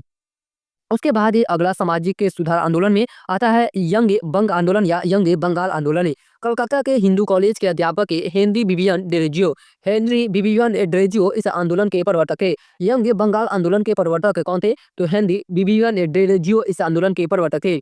हेनरी विवियन डेरेजियो ने हेस्पेरस और कलकत्ता साहित्य के गजट का संपादन किया। साथ ही वे इंडिया गजट से भी जुड़े रहे। फ्रांसीसी क्रांति के आदर्शों से प्रभावित डिरेजियो ने छात्रों को स्वतंत्र एवं तर्कपूर्ण ढंग से सोचने, समानता, स्वतंत्रता, प्रेम तथा सत्य की पूजा करने का पाठ पढ़ाया। डिरेजियो की मृत्यु के बाद इनके शिष्य कृष्ण मोहन बनर्जी, राम गोपाल घोषे, महेश चंद्र घोषे एवं दक्षिणानंदन मुखर्जी ने यंग बंगाल को आगे बढ़ाने की कोशिश की। सुरेंद्र नाथ बनर्जी इन्हें बंगाल में आधुनिक सभ्यता के अग्रदूत एवं अपनी जाति के पिता के रूप में स्वीकार किया है। यानी कि जो हेनरी विवियन डेरेजियो थे उन्हें सुरेंद्र नाथ बनर्जी ने इन्हें बंगाल में आधुनिक सभ्यता के अग्रदूत एवं अपनी जाति के पिता के रूप में स्वीकार किया है। उसके बाद अगला समाज है आर्य समाज भी इंपॉर्टेंट है। और आर्य समाज के बारे में देखें, आर्य समाज की स्थापना 1875 ईस्वी में स्वामी दयानंद सरस्वती द्वारा बंबई में किए गए थे। यह हिंदू धर्म का सुधारवादी आंदोलन था। यानी कि जो आर्य समाज की स्थापना हुई थी, क्यों हुई थी? क्योंकि यह हिंदू धर्म का सुधारवादी आंदोलन था। इन्होंने वेदों की ओर लौटो का नारा दिया। वेदों की ओर लौटो का नारा किसने दिया था? तो स्वामी दयानंद सरस्वती के द्वारा वेदों की ओर लौटो का नारा दिया गया था। वे तत्कालीन भारत की सभी समस्याओं का समाधान वेदों में देखते थे। इसका मुख्य उद्देश्य प्राचीन वैदिक धर्म को शुद्ध रूप से पुनर्स्थापित करना था। आर्य समाज ने धार्मिक क्षेत्र में मूर्ति पूजा, बहुदेववादी, अवतारवादी, पशु बलि, श्राद्ध, तंत्र मंत्र तथा झूठे कर्मकांडों का विरोध किया। सामाजिक क्षेत्रों में इससे संस्था ने जाति प्रथा, छुआछूत, बहुविवाह, बाल विवाह, दहेज प्रथा आदि सामाजिक बुराइयों पर कड़ा प्रहार किया। सुधी आंदोलन और गोरछा आंदोलन यह कब चलाया गया था? तो 1882 ईस्वी में। सुधी आंदोलन और गोरछा आंदोलन आर्य समाज द्वारा चलाए गए आंदोलनों में प्रमुख माने जाते हैं। यहाँ से भी कई बार ऐसे क्वेश्चन बना है कि सुधी आंदोलन और गोरछा आंदोलन किसके द्वारा चलाया गया था? तो आर्य समाज के द्वारा इस आंदोलन का नेतृत्व किया गया था। लाला लाजपत राय व लाला हंसराज। लाला हंसराज के नेतृत्व में 1886 ईस्वी में लाहौर में दयानंद एंग्लो वैदिक कॉलेज की स्थापना की गई। दूसरे वर्ग के नेता लाला लेखराम और मुंशी राम में इन्हें श्रद्धानंद के रूप में भी जाना जाता है। मुंशी राम के द्वारा 1902 ईस्वी में हरिद्वार में गुरुकुल कांगड़े की स्थापना की गई। गुरुकुल कांगड़ी की स्थापना कब की गई थी? तो 1902 ईस्वी में। और कहाँ पे की गई थी? तो हरिद्वार में की गई थी। और किसके द्वारा की गई थी? तो लाला लेखराम और मुंशी राम के द्वारा इसकी स्थापना की गई थी। उसके बाद है स्वामी दयानंद सरस्वती। स्वामी दयानंद सरस्वती के बारे में एक नजर देखें। आर्य समाज के संस्थापक है स्वामी दयानंद का वास्तविक नाम है मूल शंकर था। उनका जन्म 1824 ईस्वी में गुजरात के मौरवी में हुआ था। उन्होंने मथुरा से स्वामी बिरजानंद से वैदिक धर्म एवं दर्शन का शुद्ध रूप से ज्ञान प्राप्त किया। 1863 ईस्वी में आगरा में इन्होंने पाखंड खंडनी पताका फहराई और 1877 ईस्वी में आर्य समाज का मुख्यालय लाहौर में बनाया। आर्य समाज का मुख्यालय कहाँ था? तो लाहौर में था। स्वामी दयानंद सरस्वती ने सत्यार्थ प्रकाश से जो 1874 से लेकर 1875 ईस्वी हिंदी ग्रंथ में अपने विचारों का प्रतिपादन किया। ऐसे भी कई बार प्रश्न बना है कि जो सत्यार्थ प्रकाश है यह किस भाषा में लिखा गया था? तो यह हिंदी भाषा में लिखा गया था। और यह किसके द्वारा लिखा गया है? तो दयानंद सरस्वती के द्वारा लिखा गया है। वेलेंटाइन सिरोले अपनी पुस्तक है इंडियन अनरेस्ट में आर्य समाज को भारतीय अशांति का जन्मदाता कहा। भारतीय चिंतकों में स्वराज्य शब्द का प्रयोग और हिंदी को राष्ट्रभाषा सर्वप्रथम स्वामी दयानंद सरस्वती ने ही स्वीकार किया। ये भी बहुत इंपॉर्टेंट है कि भारतीय चिंतकों में स्वराज शब्द का प्रयोग है और हिंदी को राष्ट्रभाषा सर्वप्रथम स्वामी दयानंद सरस्वती ने ही स्वीकार किया। उसके बाद है थियोसॉफिकल सोसाइटी। नेक्स्ट है थियोसॉफिकल सोसाइटी। 1875 ईस्वी में मैडम में एचपी ब्लावत्स्की एवं कर्नल एच.एस. अलकाट ने अमेरिका के न्यूयॉर्क में थियोसॉफिकल सोसाइटी की स्थापना की। भारत में इसकी स्थापना 1882 ईस्वी में अड्यार यानी कि मद्रास में की गई। भारत में थियोसॉफिकल सोसाइटी की स्थापना कहाँ पे की गई थी? तो अड्यार में की गई थी। और कब की गई थी? तो 1882 ईस्वी में। एक आयरिश महिला एनी बेसेंट 1889 ईस्वी में इस सोसाइटी की सदस्य और अध्यक्ष बने। थियोसॉफिकल सोसाइटी द्वारा ईश्वरीय ज्ञान को आध्यात्मिक हर्षोन्माद तथा अंतर्ज्ञान से प्राप्त करने का प्रयास किया गया है। बाल विवाह, जाति प्रथा, छुआछूत आदि कुरीतियों का पुरजोर विरोध किया। एनी बेसेंट के द्वारा पूरे भारत में थियोसॉफिकल सोसाइटी का प्रचार किया गया और आगे यह आंदोलन हिंदू पुनरुत्थानवादी आंदोलन से जुड़ गया। यह जो आंदोलन था थियोसॉफिकल सोसाइटी या आगे चलकर किस आंदोलन से जुड़ गया? तो यह आंदोलन हिंदू पुनरुत्थानवादी आंदोलन से जुड़ गया। उसके बाद है एनी बेसेंट के बारे में देखें। एनी बेसेंट का जन्म 1847 ईस्वी में लंदन में हुआ था। इनका जन्म कहाँ पे हुआ था? तो इनका जन्म लंदन में हुआ था। परंतु यह एक आयरिश महिला थी, यानी कि ये कहाँ से बिलोंग करती थी? तो आयरलैंड से, यानी कि आयरिश महिला थी। 1893 ईस्वी में वह भारत आकर थियोसॉफिकल सोसाइटी से जुड़ गई। उनके द्वारा 1898 ईस्वी में बनारस में सेंट्रल हिंदू कॉलेज की स्थापना की गई, जो आगे चलकर 1916 में बनारस हिंदू विश्वविद्यालय कहलाया। यानी कि जो सेंट्रल हिंदू कॉलेज था इसी का नाम आगे चलकर बनारस हिंदू विश्वविद्यालय पड़ गया। और इसकी स्थापना कब हुई थी? तो 1898 ईस्वी में हुई थी। और किसके द्वारा? तो एनी बेसेंट ने इसकी स्थापना की थी। एनी बेसेंट ने भारतीयों की स्वशासन की मांग को लेकर 1916 में होम रूल आंदोलन शुरू किया। न्यू इंडिया और कॉमनवेल्थ नामक समाचार पत्र प्रकाशित किए। ये भी लाइन इंपॉर्टेंट है कि न्यू इंडिया और ये कॉमनवेल्थ समाचार पत्र किसके द्वारा प्रकाशित किए गए थे? तो एनी बेसेंट के द्वारा इस समाचार पत्र को प्रकाशित किए गए थे। 1917 ईस्वी में कांग्रेस के कलकत्ता अधिवेशन में एनी बेसेंट को प्रथम महिला कांग्रेस अध्यक्ष होने का गौरव प्राप्त हुआ। ये भी बहुत इंपॉर्टेंट है कि कांग्रेस का जो अधिवेशन होता था उसमें सबसे पहली बार महिला अध्यक्ष कौन बनी थी? तो एनी बेसेंट बनी थी। कौन बनी थी? एनी बेसेंट बनी थी। और ये किस वर्ष बनी थी? तो 1917 में कांग्रेस का कलकत्ता अधिवेशन हुआ था, उसी में इन्होंने इस अधिवेशन की अध्यक्षता की थी। 1930 ईस्वी में प्रथम गोलमेज सम्मेलन में भाग लिया। इन्होंने प्रथम गोलमेज सम्मेलन में भी भाग लिया। उसके बाद अगला है रामकृष्ण मिशन। स्वामी विवेकानंद ने अपने गुरु परमहंस की स्मृति में 1897 ईस्वी में रामकृष्ण मिशन की स्थापना की। रामकृष्ण मिशन की स्थापना किसके द्वारा की गई थी? तो स्वामी विवेकानंद के द्वारा की गई थी। और कब की गई थी? तो 1897 ईस्वी में इसकी स्थापना की गई थी। रामकृष्ण मिशन ने पश्चिम की तथाकथित धार्मिक और सांस्कृतिक श्रेष्ठता की धारणा को चुनौती दी तथा हिंदू धर्म एवं संस्कृति की उपलब्धियों को प्रकाश में लाने का काम किया।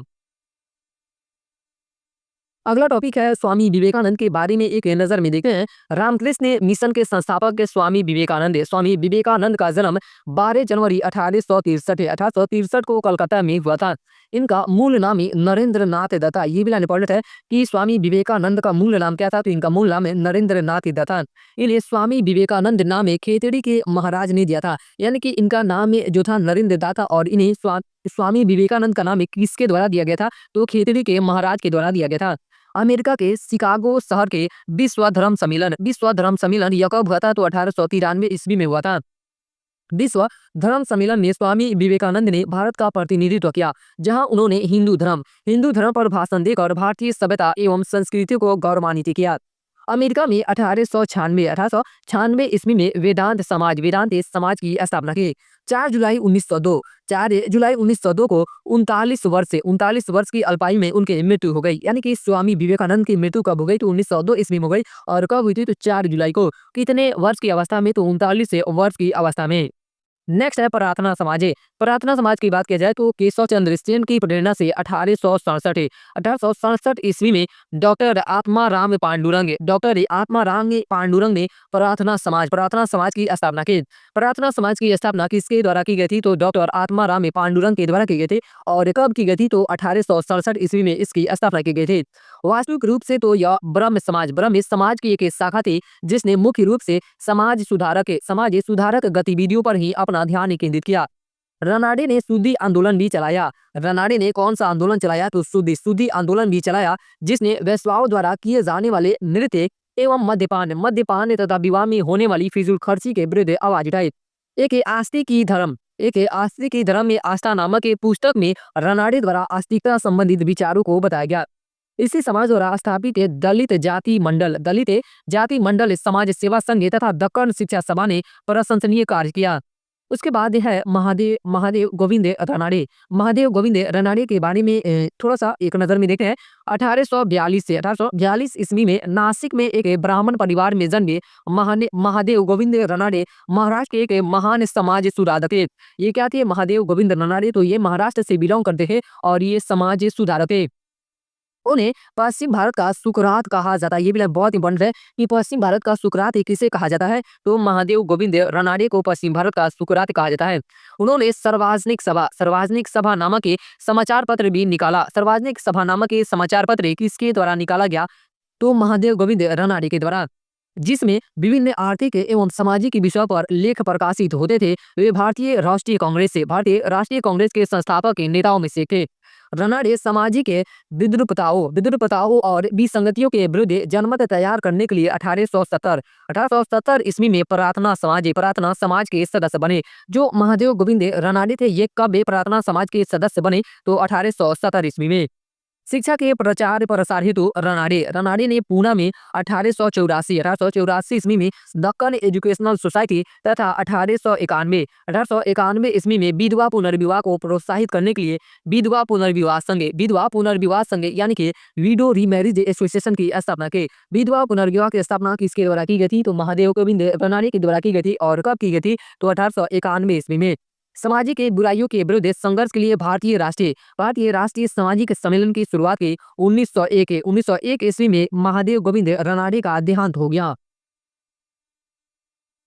उसके बाद है कुछ छोटे और अन्य आंदोलन है, और वो आंदोलन का नाम क्या है और इसके संस्थापक कौन थे और इस आंदोलन को कब चलाया गया था और किस स्थान से चलाया गया था? तो जिसमें सबसे पहला आता है वेद समाज की स्थापना किसके द्वारा की गई थी? तो श्री धरालू नायडू ने इसकी स्थापना की थी और 1864 ईस्वी में इसकी स्थापना मद्रास से की गई थी। कहाँ से? मद्रास से की गई थी। धर्म सभा के संस्थापक के राजा राधाकांत देव थे और 1830 ईस्वी में इसकी स्थापना की गई थी। और कहाँ से की गई थी? तो बंगाल से इसकी स्थापना की गई थी। नेक्स्ट है परमहंस मंडली आंदोलन भी कह सकते हैं, या इसे आप समाज सुधारक के आंदोलन भी इसे कह सकते हैं और इसके संस्थापक कौन थे? परमहंस मंडली के तो आत्मा राम पांडुरंगे, बाल कृष्ण जयकर, दादोबा पांडुरंगे। यहाँ पे सिर्फ़ एक ही नाम देखने को मिलता है आत्माराम पांडुरंग यानी कि परमहंस मंडली लेकिन यहाँ पे आप तीनों नाम याद रखेंगे। तीनों नाम याद रखेंगे आत्माराम पांडुरंगे, बालकृष्ण जयकर और दादोबा पांडुरंगे परमहंस मंडली के संस्थापक थे। और यह जो आंदोलन था यह कब से कब तक चला था? तो 1849 से लेकर 1850 ईस्वी और इसके स्थान कहाँ था? तो बम्बई। इसकी शुरुआत कहाँ से हुई थी? तो बम्बई से इसकी शुरुआत हुई थी। उसके बाद अगला है राधा स्वामी आंदोलन। राधा स्वामी आंदोलन के संस्थापक शिव दयाल साहब या स्वामी जी महाराज थे। 1861 ईस्वी में इसकी शुरुआत हुई थी और कहाँ से इसकी शुरुआत की गई थी? तो आगरा से इसकी शुरुआत की गई थी। नेक्स्ट है देव समाज। देव समाज की स्थापना किसके द्वारा की गई थी? तो शिव नारायण अग्निहोत्री के द्वारा देव समाज की स्थापना की गई थी। 1887 ईस्वी में इसकी स्थापना हुई थी और कहाँ से हुई थी? तो लाहौर से इसकी स्थापना हुई थी। नेक्स्ट है the servant of India society या भारत सेवक संघ। भारत सेवक संघ के संस्थापक गोपाल कृष्ण गोखले थे। भारत सेवक संघ के संस्थापक कौन थे? तो गोपाल कृष्ण गोखले थे और इसकी स्थापना 1905 ईस्वी में की गई थी और कहाँ से की गई थी? तो बम्बई से इसकी स्थापना की गई थी। नेक्स्ट है सामाजिक सेवा संघ। सामाजिक सेवा संघ की स्थापना नारायण मल्हार जोशी के द्वारा 1921 ईस्वी में की गई थी। कब की गई थी? 1921 ईस्वी में और बम्बई से इसकी स्थापना की गई थी। सेवा समिति। सेवा समिति की स्थापना हृदयनाथ कुंजरू के द्वारा 1914 ईस्वी में इलाहाबाद से की गई थी। नेक्स्ट है सेवा समिति व्यय स्काउट एसोसिएशन। सेवा समिति व्यय स्काउट एसोसिएशन की स्थापना श्री राम वाजपेयी ने 1914 ईस्वी में इलाहाबाद से इसकी स्थापना की थी। नेक्स्ट है भील सेवा मंडल। भील सेवा मंडल के संस्थापक कौन थे? तो इसकी स्थापना अमृत लाल विठल दास से ठक्कर उर्फ ठक्कर बापा के द्वारा इसकी स्थापना की गई थी। भील सेवा मंडल की स्थापना किसके द्वारा की गई थी? तो ठक्कर बापा के द्वारा इसकी स्थापना की गई थी और इसकी स्थापना कब हुई थी? तो 1922 ईस्वी में और कहाँ से? तो बम्बई से। नेक्स्ट है सेवा सदन। सेवा सदन के संस्थापक कौन थे? तो बीएस मालाबारी इसके संस्थापक 1885 ईस्वी में इसकी स्थापना मुंबई से की गई थी। नेक्स्ट है पूजा सेवा सदन। पूजा सेवा सदन की स्थापना जेके देवघर एवं रामाबाई के द्वारा 1909 ईस्वी में की गई थी और कहाँ से की गई थी? तो पुणे से इसकी स्थापना की गई थी। उसके बाद है अगला आंदोलन वहाबी आंदोलन। वहाबी आंदोलन पे चर्चा करते हैं लोग। सैयद अहमद बरेलवी द्वारा पाश्चात्य प्रभावों के विरुद्ध मुसलमानों की सर्वप्रथम प्रतिक्रिया वहाबी आंदोलन या इसे यानी कि जो वहाबी आंदोलन है इसे पुनर्जागरणवादी आंदोलन भी कहा जाता है। वहाबी आंदोलन को क्या कहा जाता है? पुनर्जागरणवादी आंदोलन अथवा वलीउल्लाह आंदोलन के रूप में हुई और इस आंदोलन के यानी कि नेतृत्व किसने किया था वहाबी आंदोलन का? तो सर सैयद अहमद बरेलवी ने। वलीउल्लाह के विचारों को लोकप्रिय बनाने का कार्य शाह अब्दुल्ला तथा सैयद अहमद बरेलवी ने किया। शाह अब्दुल्ला ने हिंदुस्तान को दारुल हर्ब का मतलब क्या होता है? काफिरों का देश से माना और इसे दारुल इस्लामी बनाने का आह्वान किया। यानी कि शाह अब्दुल्ला ने हिंदुस्तान को किसका देश माना? तो काफिरों का देश माना। बंगाल में वहाबी आंदोलन का नेतृत्व सैयद अहमद बरेलवी के शिष्य मीर निसार अली इन्हें टीटू मीर के नाम से भी जाना जाता है। टीटू मीर के नाम से किसे जाना जाता है? तो मीर निसार अली को। बंगाल में वहाबी आंदोलन का नेतृत्व सैयद अहमद बरेलवी के शिष्य मीर निसार अली ने किया। उसके बाद अगला आंदोलन है अहमदिया आंदोलन इस्लाम में व्याप्त बुराइयों के उन्मूलन के लिए कादियान ये कहाँ पे है? तो पंजाब है। कादियान से मिर्जा गुलाम अहमद ने 1889 ईस्वी में अहमदिया आंदोलन आरंभ किया। अहमदिया आंदोलन की शुरुआत किसके द्वारा की गई थी? तो मिर्जा गुलाम अहमद के द्वारा इसकी शुरुआत की गई थी और कब की गई थी? तो 1889 ईस्वी में। मिर्जा गुलाम अहमद ने अपने सिद्धांतों की व्याख्या अपनी पुस्तक बराहीन ए अहमदिया में की। नेक्स्ट है इस आंदोलन ने मुसलमानों में आधुनिक बौद्धिक विकास पर धर्म उपदेश और नियमों को उदार बनाया। इस आंदोलन के द्वारा गैर मुसलमानों के प्रति युद्ध यानी कि जिहाद को बंद किए जाने की मांग की गई। भारतीय मुसलमानों में इस आंदोलन ने पाश्चात्य शिक्षा के प्रसार को बढ़ावा दिया। उसके बाद अगला आंदोलन आता है देवबंद आंदोलन मोहम्मद कासिम ननतवी तथा रशीद अहमद गंगोही ने 1866 ईस्वी में देवबंद में मदरसे की स्थापना की। देवबंद में जो मदरसा की स्थापना की गई है 1866 ईस्वी में यानी कि इस मदरसे की स्थापना कब की गई थी? तो 1866 ईस्वी में की गई थी और किसके द्वारा की गई थी? तो मोहम्मद कासिम ननतवी के द्वारा की गई थी। और ये रशीद अहमद गंगोही यानी कि इन दोनों लोगों ने देवबंद में एक मदरसे की स्थापना की। रशीद अहमद गंगोही ने भारत के मुस्लिम समुदाय के लोगों को कांग्रेस को सहयोग देने का सुझाव दिया। देवबंद स्कूल के समर्थकों में सिबली नुमानी जैसे फारसी एवं अरबी के विद्वान थे। वे परंपरागत मुस्लिम शिक्षा प्रणाली के स्थान पर अंग्रेजी भाषा तथा वैज्ञानिक शिक्षा के पक्षधर थे। उन्होंने 1894 से 95 ईस्वी में लखनऊ में दारुल उलूम में नदवतुल उलेमा की स्थापना की। दारुल उलूम में नदवतुल उलेमा की स्थापना कब की गई थी? तो 1894-95 में। और कहाँ पे की गई थी? तो लखनऊ में। मुसलमानों के लिए पृथक निर्वाचन वर्ग हेतु 1906 में मिंटो से मिले शिष्ट मंडल ने प्रार्थना की। आगा खां के नेतृत्व में, किसके नेतृत्व में इसकी प्रार्थना की गई थी? यानी कि पृथक निर्वाचक वर्ग की स्थापना की जो मांग थी या प्रार्थना थी, किसके द्वारा की गई थी? तो आगा खां के नेतृत्व में की गई थी। ऑल इंडिया मुस्लिम लीग की स्थापना नवाब सलीमुल्लाह खान ने की थी। ऑल इंडिया मुस्लिम लीग की स्थापना किसके द्वारा की गई थी? तो नवाब सलीमुल्लाह खान ने इसकी स्थापना की थी। उसके बाद अगला आंदोलन है अलीगढ़ आंदोलन। अलीगढ़ आंदोलन अंग्रेजी शिक्षा एवं ब्रिटिश सरकार के साथ सहयोग के पक्ष में सबसे असरदार आंदोलन का प्रारंभ सैयद अहमद ने किया। उन्होंने एक पत्रिका तहजीब उल अखलाक, इसे अगर हिंदी में अनुवाद किया जाए तो सभ्यता और नैतिकता, इसका मतलब क्या हो जाएगा? सभ्यता और नैतिकता, फारसी भाषा में निकाली। यानी कि जो यह पत्रिका थी तहजीब उल अखलाक, यह किस भाषा में निकाली गई थी? तो फारसी भाषा में निकाली गई थी। 1864 ईस्वी में कलकत्ता में साइंटिफिक सोसाइटी की स्थापना की तथा 1875 ईस्वी में अलीगढ़ में मुहम्मद एंग्लो ओरिएंटल स्कूल की स्थापना की, जो 1878 ईस्वी में कॉलेज बन गया और 1920 ईस्वी में अलीगढ़ मुस्लिम विश्वविद्यालय में परिवर्तित हो गया। सर सैयद अहमद इन्हें यानी कि सैयद अहमद को सर सैयद भी कहा जाता है। तो सैयद अहमद ने कांग्रेस की स्थापना का विरोध किया। ये लाइन बहुत इंपॉर्टेंट है कि किसने कांग्रेस की स्थापना का विरोध किया था? तो सैयद अहमद ने कांग्रेस की स्थापना का विरोध किया था। और ये उसके विरोध में 1888 ईस्वी में यूनाइटेड इंडियन पैट्रियाटिक एसोसिएशन की स्थापना की। यूनाइटेड इंडियन पैट्रियाटिक एसोसिएशन की स्थापना किसके द्वारा की गई थी? तो सैयद अहमद के द्वारा 1888 ईस्वी में इसकी स्थापना की गई थी। अब्दुल लतीफ को बंगाल के मुस्लिम पुनर्जागरण का पिता कहा जाता है। बंगाल के मुस्लिम पुनर्जागरण का पिता किसे कहा जाता है? तो अब्दुल लतीफ को कहा जाता है। इन्होंने 1863 ईस्वी में कोलकाता में मोहम्मदन लिटरेरी सोसाइटी की स्थापना की। उसके बाद ये अगला है रहनुमाई मज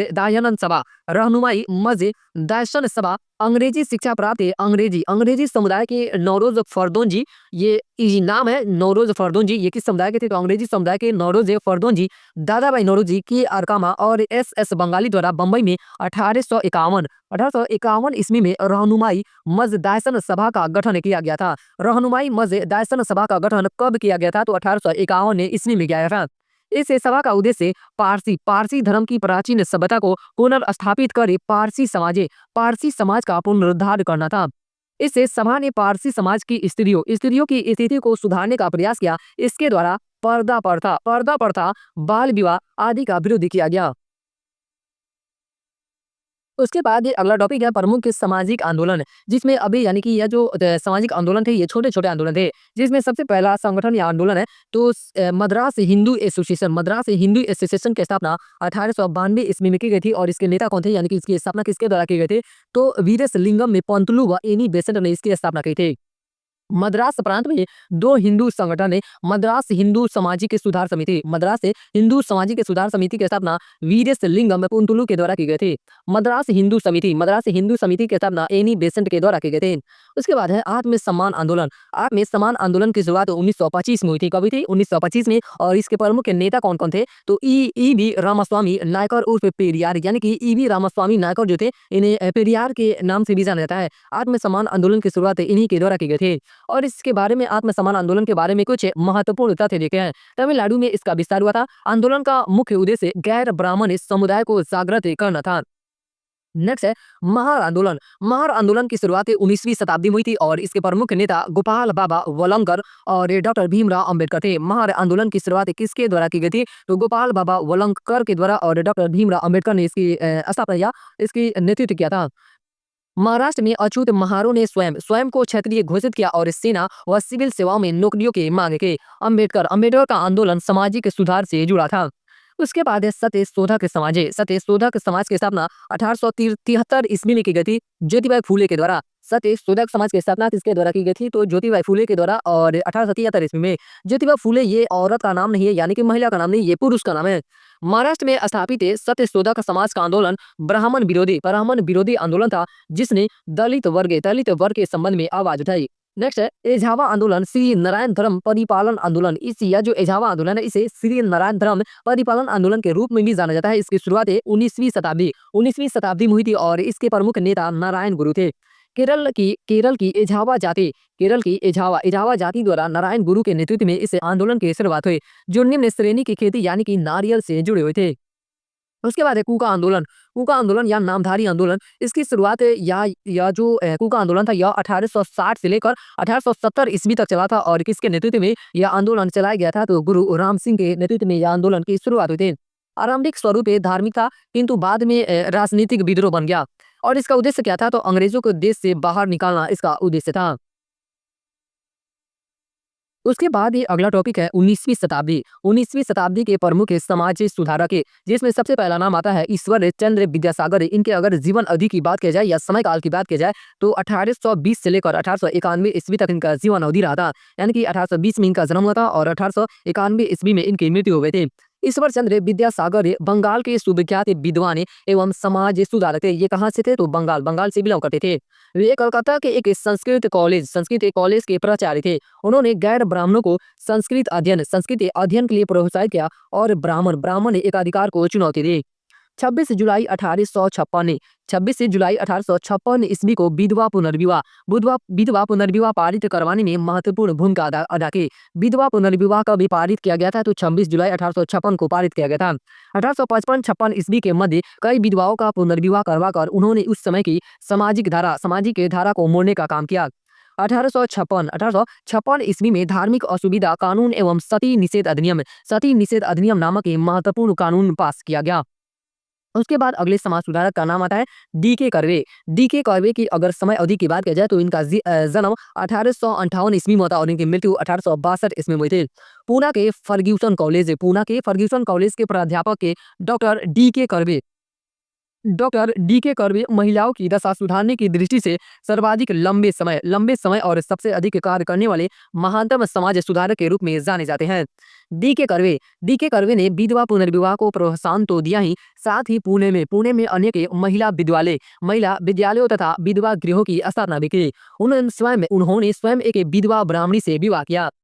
1899 ईस्वी में पूना में विधवा आश्रम और 1916 ईस्वी में प्रथम महिला विश्वविद्यालय SNDT बम्बई में स्थापना का श्रेय भी उन्हीं को जाता है, यानी कि विधवा आश्रम की स्थापना इनके द्वारा कब की गई थी, तो 1899 ईस्वी में की गई थी और प्रथम महिला विश्वविद्यालय और उसका नाम क्या था, तो SNDT विश्वविद्यालय की स्थापना भी इन्हीं के द्वारा की गई थी, यानी कि डॉक्टर डी के कर्वे के द्वारा इसकी स्थापना की गई थी और कब की गई थी, तो 1916 में इसकी स्थापना की गई थी।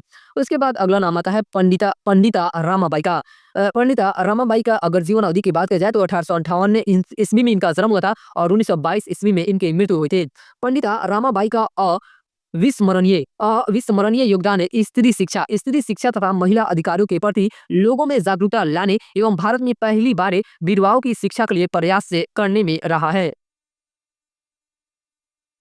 पंडिता रामाबाई द्वारा महाराष्ट्र में एक आर्य महिला समाज की स्थापना की गई। आर्य महिला समाज की स्थापना किसके द्वारा की गई थी, तो पंडिता रामाबाई के द्वारा। महाराष्ट्र के समाज सुधारक गोपाल हरि देशमुख को लोकहितवादी कहा जाता है। लोकहितवादी किसे कहा जाता है, तो महाराष्ट्र के एक समाज सुधारक है गोपाल हरि देशमुख। इन्होंने समाज में पिछड़े वर्गों को समाज के मुख्य धारा में लाने का अथक प्रयास किया। नेक्स्ट है अगले समाज सुधारक का नाम आता है विष्णु शास्त्री पंडित। इनका जीवन अवधि 1827 ईस्वी में इनका जन्म हुआ था और 1876 ईस्वी में इनकी मृत्यु हो गई थी। महाराष्ट्र के प्रसिद्ध समाज सुधारक विष्णु शास्त्री पंडित का पूरा जीवन विधवाओं के कल्याण के लिए संघर्षरत रहा। इन्होंने विधवा विवाह नामक एक पुस्तक का मराठी में अनुवाद किया।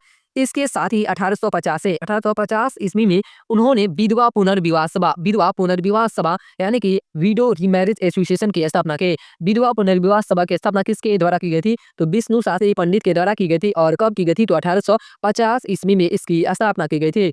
उसके बाद अगला नाम आता है बहिनी सुब्बा लक्ष्मी, जिनका जीवन अवधि 1886 से लेकर 1969 तक रहा था। इनका जन्म 1886 में हुआ था और इनकी मृत्यु 1896 ईस्वी में हुई थी। बहिनी सुब्बा लक्ष्मी मद्रास प्रेसिडेंसी की प्रथम हिंदू विधवा थे, जिन्होंने स्नातक के स्तर तक शिक्षा ग्रहण की। इन्होंने बाल विधवाओं के कल्याण के लिए उच्च स्तरीय प्रयास किए। 18 वर्ष तक की आयु की बाल विधवाओं के लिए आइस हाउस तथा वयस्क के विधवाओं के लिए शारदा विद्यालय नामक ये हाई स्कूल की स्थापना की। विद्यालय नामक हाई स्कूल की स्थापना यानी कि शारदा विद्यालय की स्थापना किसके द्वारा की गई थी? तो बहिन सुब्बा लक्ष्मी के द्वारा इसकी स्थापना की गई थी। और बाल विधवाओं के लिए आइस हाउस की भी स्थापना इन्होंने यानी कि बहिन सुब्बा लक्ष्मी ने की थे। अगला नाम आता है गंगाबाई। इनका पूरा नाम की बात की जाए या इनका ओरिजिनल नाम की बात की जाए तो महारानी तपस्वनी इनका असल नाम था। महारानी तपस्वनी के नाम से प्रसिद्ध गंगाबाई। गंगाबाई दक्षिण भारतीय महिला थी जो हिंदू एवं नैतिक सिद्धांतों के अनुरूप महिला शिक्षा का प्रचार प्रसार करने के उद्देश्य से कलकत्ता में आकर बस गए थे। इन्होंने 1893 ईस्वी में कलकत्ता में महाकाली पाठशाला की स्थापना की। उनके इस प्रयास को महिला शिक्षा को विकसित करने का विशुद्ध भारतीय प्रयास से कहा गया। यानी कि जो गंगाबाई थी या महारानी तपस्वनी थी, इन्होंने महाकाली पाठशाला की स्थापना की थी। और कब की थी? तो 1893 ईस्वी में महाकाली पाठशाला की स्थापना गंगाबाई के द्वारा की गई थी। उसके बाद अगला टॉपिक है ब्रिटिश कालीन में भारत की प्रमुख संस्थाएं एवं संगठन, जिसमें सबसे पहला है Asiatic Society of Bengal. Asiatic Society of Bengal की स्थापना किसके द्वारा की गई थी? तो विलियम्स जोन्स ने इसकी स्थापना की थी। और कहाँ पे? तो कलकत्ता में इसकी स्थापना 1784 ईस्वी में की थी। यह जो संगठन या संस्था है, यहाँ से दो ही प्रकार के क्वेश्चन बनते हैं कि इसकी स्थापना किसके द्वारा की गई थी और इसकी स्थापना कब हुई थी। उसके बाद है कलकत्ता मदरसा। कलकत्ता मदरसा की स्थापना वारेन हेस्टिंग्स के द्वारा की गई थी 1780 ईस्वी में। और कहाँ पे? तो कलकत्ता में 1780 में इसकी स्थापना की गई थी। और कहाँ से? तो कलकत्ता में। नेक्स्ट है आत्मीय सभा की स्थापना राजा राम मोहन राय ने की थी बंगाल में। और 1815 ईस्वी में इसकी स्थापना की थी। हिंदू कॉलेज जो कलकत्ता में था, उसकी स्थापना डेविड हेयर एवं राजा राम मोहन राय के द्वारा कोलकाता में 1817 ईस्वी में की गई थी। नेक्स्ट है यंग बंगाल की स्थापना हेनरी विवियन डिरेजियो के द्वारा बंगाल में की गई थी। कहाँ पे की गई थी? तो इसकी स्थापना बंगाल में की गई थी। नेक्स्ट है धर्मसभा की स्थापना राधाकांत देव के द्वारा 1830 ईस्वी में कोलकाता में की गई थी। नेक्स्ट है बेथुन स्कूल की स्थापना जेईडी बेथुन के द्वारा कोलकाता में 1849 ईस्वी में की गई थी। संगीत सभा की स्थापना केशव चंद्र सेन के द्वारा 1860 ईस्वी में की गई थी। राधा स्वामी आंदोलन की शुरुआत स्वामी जी महाराज के द्वारा आगरा में 1861 ईस्वी में की गई थी। नेक्स्ट है प्रार्थना समाज की स्थापना महादेव गोविंद रनाडे और आत्माराम पांडुरंग के द्वारा महाराष्ट्र में 1867 ईस्वी में इसकी स्थापना की गई थी। भारतीय सुधार संघ की स्थापना केशव चंद्र सेन के द्वारा कोलकाता में 1870 ईस्वी में की गई थी। नेक्स्ट है पूना सार्वजनिक सभा की स्थापना महादेव गोविंद रनाडे के द्वारा की गई थी 1870 ईस्वी में महाराष्ट्र से। दक्कन एजुकेशन सोसाइटी की स्थापना विष्णु शास्त्री चिपलुकर के द्वारा और तिलक गोपाल गणेश आगरकर तथा महादेव बल्लाले नाम जोशी के द्वारा दक्कन एजुकेशन सोसाइटी की स्थापना की गई थी 1884 ईस्वी में पुणे में। कहाँ पे की गई थी? तो 1884 ईस्वी पुणे में। नेक्स्ट है सेवा सदन की स्थापना बीएम मालाबारी के द्वारा बंबई में 1815 ईस्वी में की गई थी। कब की गई थी? 1815 ईस्वी में। देव समाज की स्थापना शिव नारायण अग्निहोत्री के द्वारा लाहौर में 1887 ईस्वी में की गई थी। अहमदिया आंदोलन की शुरुआत मिर्जा गुलाम अहमद ने किया था। किसने किया था? मिर्जा गुलाम अहमद ने अहमदिया आंदोलन की शुरुआत की थी गुरदासपुर पंजाब में 1889 ईस्वी में। कब की थी? तो गुरदासपुर पंजाब से 1889 ईस्वी में। श्री नारायण धर्म परिपालन योगम की स्थापना श्री नारायण गुरु और डॉक्टर पालपू के द्वारा 1903 में केरल से की गई थी। नेक्स्ट अभिनव भारत की स्थापना बीडी सावरकर ने 1904 ईस्वी में की थी। कब की थी? 1904 ईस्वी में। नेक्स्ट है दी सर्वेंट्स ऑफ इंडियन सोसाइटी की स्थापना गोपाल कृष्ण गोखले के द्वारा की गई थी 1905 ईस्वी पुणे से इसकी स्थापना की गई थी। भारत स्त्री मंडल की स्थापना सरलाबाई देवी चौधरानी के द्वारा 1910 ईस्वी में इलाहाबाद से की गई थी। नायर सर्विस सोसाइटी की स्थापना मन्नार पदनाथ पिल्लई के द्वारा 1914 ईस्वी में की गई थी। जस्टिस पार्टी की स्थापना CN Mudaliar TM Nayyar P त्यागराया Chetty के द्वारा मद्रास में 1916-17 ईस्वी में जस्टिस पार्टी की स्थापना की गई थी। नेक्स्ट है विश्व भारती की स्थापना रविंद्रनाथ टैगोर के द्वारा की गई थी 1921 ईस्वी में। और कहाँ से? तो शांति निकेतन बीरभूम जिला पश्चिम बंगाल से इसकी स्थापना हुई थी। उसके बाद है सामाजिक सुधार अधिनियम। एक नजर में देखते हैं लोग कौन कौन से सामाजिक सुधार अधिनियम लाए गए थे और किस समय यानी कि किस गवर्नर जनरल या किस वायसराय के समय इस अधिनियम को पारित किए गए थे या लाए गए थे। जिसमें सबसे पहला है नवजात कन्या हत्या नवजात कन्याओं की हत्या संबंधी अधिनियम 1795 ईस्वी में लाया गया था जॉन सॉर के कार्यकाल में। किसके कार्यकाल में? जॉन सॉर के कार्यकाल में। इसका विषय क्या था? तो नवजात कन्याओं की हत्या पर रोके इसे साधारण हत्या के बराबर अपराध घोषित किया गया। नेक्स्ट है शिशु वध प्रतिबंध। शिशु वध प्रतिबंध अधिनियम 1804 ईस्वी में आया था जॉन सोर और लॉर्ड वेलेस्ली के काल में। शिशु हत्या पर प्रतिबंध इसके द्वारा लगाया गया।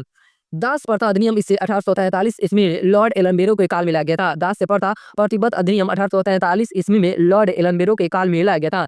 दासता को प्रतिबंधित कर दिया गया इस अधिनियम के तहत।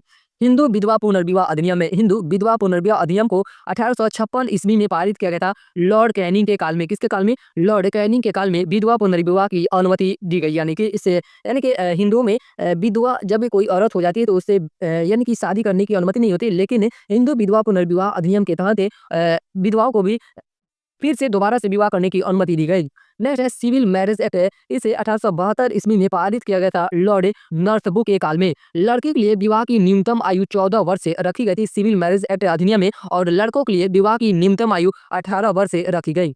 नेक्स्ट है एज ऑफ कंसेंट एक्ट। इसे 1891 ईस्वी में लाया गया था लॉर्ड लैंसडाउन के काल में। लड़की के लिए इसमें विवाह योग्य आयु 12 वर्ष से निर्धारित की गई थी। उसके बाद है सारदा अधिनियम। ये इंपॉर्टेंट है। सारदा अधिनियम में यह 1930 ईस्वी में इसे लाया गया था। सारदा अधिनियम को कब लाया गया था? तो 1930 ईस्वी में लॉर्ड इरविन के काल में। लड़की के लिए न्यूनतम विवाह की आयु 14 वर्ष से रखी गई और लड़कों के लिए विवाह की न्यूनतम आयु 18 वर्ष से कर दी गई। उसके बाद इसे लेसन पे आधारित स्मरणीय तथ्य दिए गए हैं। केशव चंद्र सेन ने नेटिव मैरिज एक्ट को 1872 ईस्वी में पारित करवाने में महत्वपूर्ण भूमिका निभाई। तारकेश्वर आंदोलन 1924 ईस्वी में बंगाल के भ्रष्ट महंतों के विरुद्ध चलाया गया था। जो तारकेश्वर आंदोलन था इसे कब चलाया गया था? तो 1924 ईस्वी में चलाया गया था। और कहाँ पे? तो बंगाल में। और किसके खिलाफ, यानी कि इसका उद्देश्य क्या था? तो बंगाल के भ्रष्ट महंतों के विरुद्ध इस आंदोलन को चलाया गया था। फराजी आंदोलन के विरुद्ध में 1893 ईस्वी में ढाका में तुइमुनी आंदोलन जौनपुर के किरामत अली ने चलाया था। फराजी आंदोलन के विरोध में, यानी कि तुइमुनी आंदोलन किसके द्वारा चलाया गया था? तो किरामत अली के द्वारा तुइमुनी आंदोलन चलाया गया था। सर सैयद अहमद खां के सबसे कटु आलोचक CF एंड्रूज थे। कौन थे? सर सैयद अहमद के सबसे कटु आलोचक तो CF एंड्रूज थे। 19वीं शताब्दी के उत्तरार्ध में नव हिंदुवाद यानी कि न्यू हिंदुइज्म के सर्वश्रेष्ठ प्रतिनिधि स्वामी विवेकानंद थे। 1893 ईस्वी में उन्होंने वर्ल्ड पार्लियामेंट ऑफ रिलीजन यानी कि विश्व धर्म संसद शिकागो में अपना सुप्रसिद्ध भाषण दिया था। स्वामी दयानंद सरस्वती को उनके धार्मिक सुधार के प्रयासों के कारण भारत का मार्टिन लूथर किंग कहा जाता है। यहाँ से ये भी लाइन बहुत इंपॉर्टेंट है कि भारत का मार्टिन लूथर किंग किसे कहा जाता है? तो स्वामी दयानंद सरस्वती को भारत का मार्टिन लूथर किंग कहा जाता है। सेवा सदन नामक संगठन की स्थापना BM मालाबारी ने की थी। पाश्चात्य देशों के भ्रमण के पश्चात स्वामी विवेकानंद ने कोलंबो से अल्मोड़ा तक की यात्रा की थी। इस दौरान उन्होंने स्थान पर अभिभाषण दिया। इसी अनुभव पर कोलंबो से अल्मोड़ा तक का व्याख्यान आधारित है। बिहार में गौ हत्या रोकने के लिए गौ रक्षणी सभाओं की स्थापना 1882 ईस्वी में हुई है। कब हुई थी? यानी कि बिहार में गौ हत्या रोकने के लिए गौ रक्षणी सभाओं की स्थापना 1882 ईस्वी में हुई। डॉक्टर भीमराव अंबेडकर ने 1927 ईस्वी में मराठी में बहिष्कृत भारत नामक पत्रिका का प्रकाशन शुरू किया था। बहिष्कृत भारत का पत्रिका जो यानी कि बहिष्कृत भारत नामक पत्रिका किसके द्वारा इससे प्रकाशित किया जाता था या प्रकाशन इसका शुरू किया गया था? तो डॉक्टर भीमराव अंबेडकर के द्वारा। और इसकी शुरुआत कब से हुई थी? 1927 ईस्वी से इसकी शुरुआत हुई थी।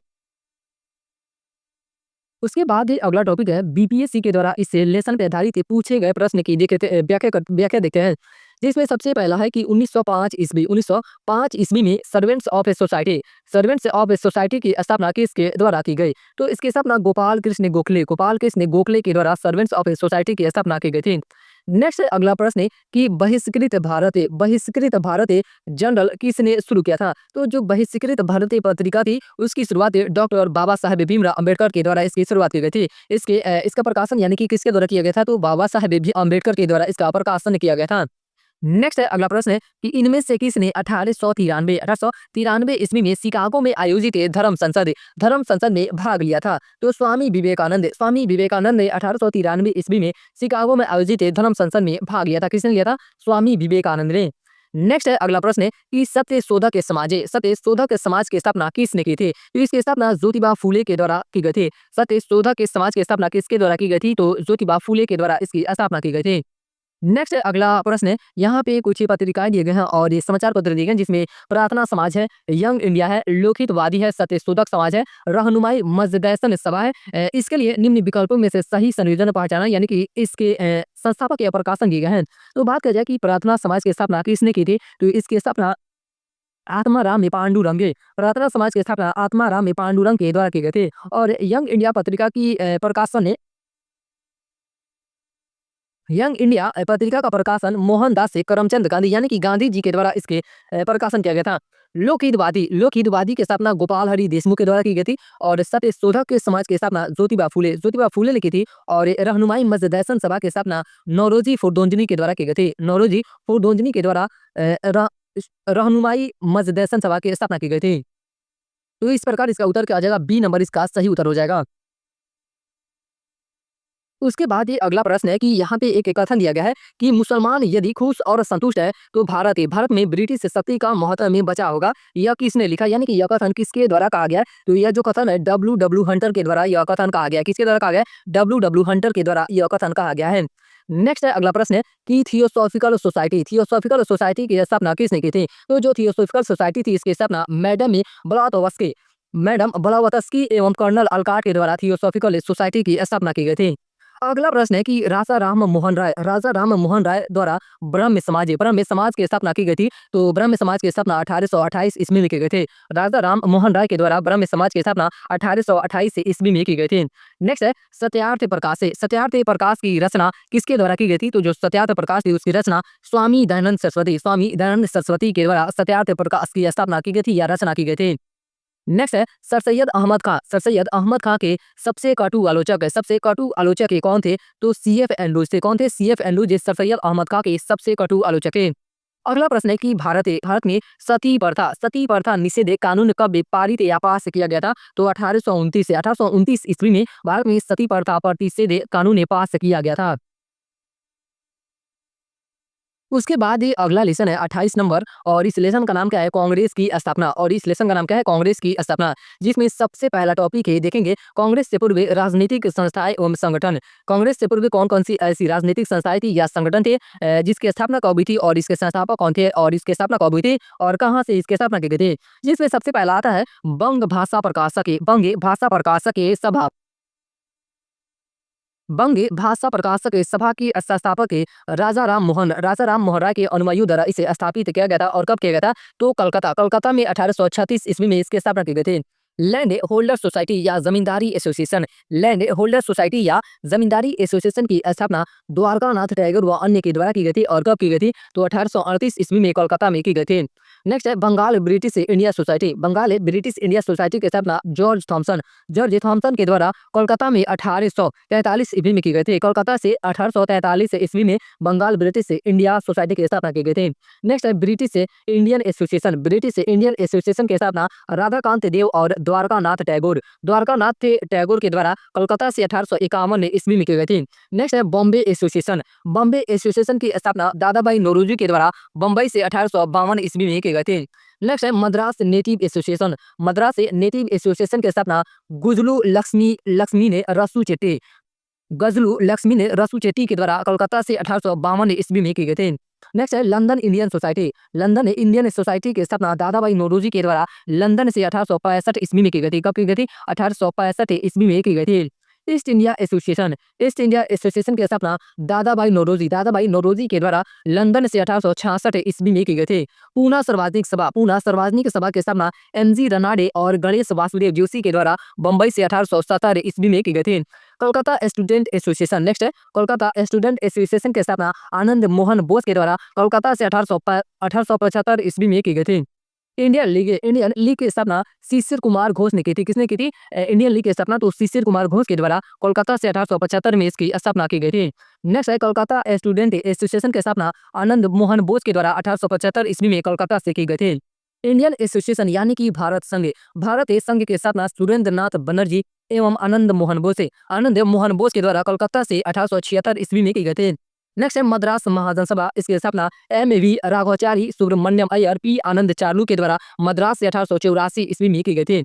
नेक्स्ट है Bombay presidency. Bombay presidency association की स्थापना फिरोज शाह मेहता, बदरुद्दीन तैयबजी, के.टी. तैलक और काशीनाथ त्रयंबक के द्वारा की गई थी। बम्बई से 1885 ईस्वी में बम्बई प्रेसिडेंसी एसोसिएशन की स्थापना की गई थी। उसके बाद ये अगला टॉपिक है भारतीय राष्ट्रीय कांग्रेस की स्थापना। भारतीय राष्ट्रीय कांग्रेस की स्थापना कब हुई थी और इसके बारे में यानी कि कांग्रेस के इतिहास के बारे में अध्ययन करते हैं।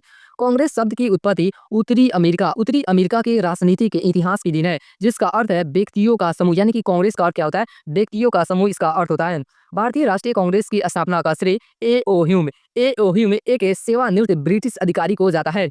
उन्होंने कलकत्ता, बम्बई और मद्रास का दौरा करने के उपरांत ही भारतीय राष्ट्रीय संघ यानी कि इंडियन नेशनल यूनियन का एक सम्मेलन पुणे में आयोजित करने की घोषणा की। यह सम्मेलन पुणे में आयोजित किया जाना था, किंतु पुणे में हैजा फैल जाने के कारण ही इसका आयोजन 28 दिसंबर 1885 को बम्बई के गोकुलदास तेजपाल संस्कृत कॉलेज में किया गया। दादाभाई नौरोजी के सुझाव पर भारतीय राष्ट्रीय संघ का नाम में परिवर्तित कर भारतीय राष्ट्रीय कांग्रेस यानी कि इंडियन नेशनल कांग्रेस से कर दिया गया। ये भी लाइन बहुत इंपॉर्टेंट है कि जो ए.ओ. ह्यूम के द्वारा भारतीय राष्ट्रीय संघ की स्थापना की गई थी, उसका जो नाम है भारतीय राष्ट्रीय कांग्रेस किसके सुझाव पे किया गया था? तो दादाभाई नौरोजी के सुझाव पे इसका नाम भी परिवर्तित किया गया था और क्या रखा गया था? तो भारतीय राष्ट्रीय कांग्रेस से इसका नाम ही रखा गया था। इसका पहला अधिवेशन बम्बई में आयोजित हुआ, जिसमें कुल 72 प्रतिभागियों ने भाग लिया। कांग्रेस के प्रथम अधिवेशन की अध्यक्षता बोयमेश चंद्र बनर्जी, यानी कि इन्हें शॉर्ट नाम में हम लोग डब्ल्यू सी बनर्जी के नाम से जानते हैं। या प्रथम अधिवेशन की अध्यक्षता बोयमेश चंद्र बनर्जी ने की तथा इसके सचिव ए.ओ. ह्यूम थे। यानी कि प्रथम जो अधिवेशन हुआ था उसके सचिव कौन थे? तो ए.ओ. ह्यूम थे और इसकी अध्यक्षता किसके द्वारा की गई थी? तो बोयमेश चंद्र बनर्जी के द्वारा इसकी स्थापना की गई थी। उसके बाद है कुछ सिद्धांत दिए गए हैं कांग्रेस से संबंधित, जिसमें पहला सिद्धांत आता है सुरक्षा वाल्व सिद्धांत। सुरक्षा वाल्व सिद्धांत यानी कि यह सिद्धांत किसके द्वारा दिया गया है? तो लाला लाजपत राय के द्वारा सुरक्षा वाल्व का सिद्धांत दिया गया है। और वहीं उसी से संबंधित है तड़ित चालक का सिद्धांत है, यह गोपाल कृष्ण गोखले के द्वारा दिया गया है। किसके द्वारा दिया गया है? गोपाल कृष्ण गोखले के द्वारा यह सिद्धांत दिया गया है। नेक्स्ट है अगला टॉपिक है कांग्रेस से संबंधित विशेष टिप्पणी, यानी कि कांग्रेस के कुछ विद्वानों के द्वारा कुछ टिप्पणियां की गई, उन टिप्पणियों को देखते हैं और यहाँ से भी प्रश्न बनता है। बंकिम चंद्र चटर्जी ने कांग्रेस के बारे में क्या है? तो कांग्रेस के लोग पौधों के भूखे हैं, यह कथन किसके द्वारा कहा गया है? तो बंकिम चंद्र चटर्जी के द्वारा कहा गया है। कांग्रेस आंदोलन ना तो लोगों द्वारा प्रेरित था और ना ही उसके द्वारा सोचा या योजनाबद्ध किया गया था, यह कथन सर सैयद अहमद खां के द्वारा कहा गया है। कांग्रेस सम्मेलन 3 दिन का तमाशा है। कांग्रेस सम्मेलन 3 दिन का तमाशा है, यह कथन किसके द्वारा कहा गया है? तो अश्वनी कुमार दत्त के द्वारा यह कथन कहा गया है।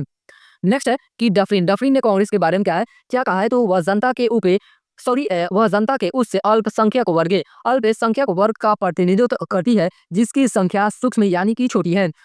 यानी कि लॉर्ड डफरिन ने कांग्रेस के बारे में यह कहा है कि जो कांग्रेस है वह जनता के उस अल्पसंख्यक वर्ग का प्रतिनिधित्व करती है जिसकी संख्या क्या है? तो कम है। कांग्रेस अपनी मौत की घड़ियां गिन रही है। भारत में रहते हुए मेरी एक सबसे बड़ी इच्छा है कि मैं उसे शांतिपूर्वक मरने में मदद कर सकूं, यह कथन लॉर्ड कर्जन के द्वारा कहा गया है। यह कथन किसके द्वारा कहा गया है? तो लॉर्ड कर्जन के द्वारा कहा गया है। बाल गंगाधर तिलक ने क्या कहा है? तो यदि वर्ष में हम एक बार मेढक की तरह टर्राएं तो हमें कुछ नहीं मिलेगा। कांग्रेस के बारे में इन्होंने कहा है कि यदि वर्ष में हम एक बार मेढक की तरह टर्राएं तो हमें कुछ नहीं मिलेगा। यह कथन किसके द्वारा कहा गया है? तो बाल गंगाधर तिलक के द्वारा यह कथन कहा गया है। उसके बाद ये अगला टॉपिक है और ये टॉपिक बहुत इंपॉर्टेंट है। भारतीय राष्ट्रीय कांग्रेस से का जो अधिवेशन हुआ था 1885 से लेकर 1950 तक उसे लेते हैं, जिसमें सबसे पहला यहाँ पे क्रम से दिया गया है 1885 का अधिवेशन, यानी कि यह पहला अधिवेशन था और 1885 का अधिवेशन कहाँ हुआ था? तो बम्बई में। और इसका अध्यक्ष कौन थे? तो बोयमेश चंद्र बनर्जी इसके अध्यक्ष थे। इसमें कौन कौन सी घटनाएं हुई? प्रथम अधिवेशन में तो भारतीय परिषद को भंग करना, सिविल सेवा परीक्षा भारत में लिया जाना, इससे बम्बई अधिवेशन में 72 प्रतिनिधियों ने भाग लिया था। नेक्स्ट 1886 का कोलकाता अधिवेशन, इसकी अध्यक्षता दादाभाई नौरोजी के द्वारा की गई थी। न्यायपालिका तथा कार्यपालिका को पृथक करने की मांग की गई। यहाँ से भी ऐसे प्रश्न बन सकता है कि न्यायपालिका तथा कार्यपालिका को पृथक करने की मांगे कांग्रेस के किस अधिवेशन में की गई थी? तो दूसरे अधिवेशन में यानी कि 1886 के कलकत्ता अधिवेशन में की गई थी। नेक्स्ट है मद्रास का अधिवेशन जो 1887 में हुआ था। 1887 का अधिवेशन मद्रास से, इसके अध्यक्षता बदरुद्दीन तैयब जी के द्वारा की गई थी। शस्त्र अधिनियम में संशोधन की इसमें बात कही गई। सैनिक अधिकारियों की शिक्षा के लिए सैनिक कॉलेज की स्थापना की मांगे इसमें की गई। नेक्स्ट है 1888 का इलाहाबाद का अधिवेशन। 1888 में इलाहाबाद का अधिवेशन, इसकी अध्यक्षता जॉर्ज यूले के द्वारा की गई थी। औद्योगिक तथा तकनीकी शिक्षा विकास से के प्रथम अंग्रेज अध्यक्ष यानी कि इसमें किस बात की मांग इसमें रखी गई थी? औद्योगिक तथा तकनीकी शिक्षा विकास से के बारे में इस पे चर्चा हुई थी। यहाँ पर मुख्य मांगे की गई थी। और ये जो जॉर्ज यूले थे, ये प्रथम अंग्रेज अध्यक्ष थे, यानी कि कांग्रेस से अधिवेशन की अध्यक्षता करने वाले प्रथम अंग्रेज कौन था? तो जॉर्ज यूले थे। नेक्स्ट है 1889 का बम्बई अधिवेशन, इसकी अध्यक्षता विलियम बडरबन के द्वारा की गई थी। लगान नीति में सुधार की मांग की गई इसके तहत। नेक्स्ट है 1890 का कोलकाता अधिवेशन, इसकी अध्यक्षता फिरोज शाह मेहता के द्वारा की गई थी। सरकार ने कांग्रेस के अधिवेशन में किसी भी सरकारी अधिकारी के भाग लेने पर रोक लगा दी।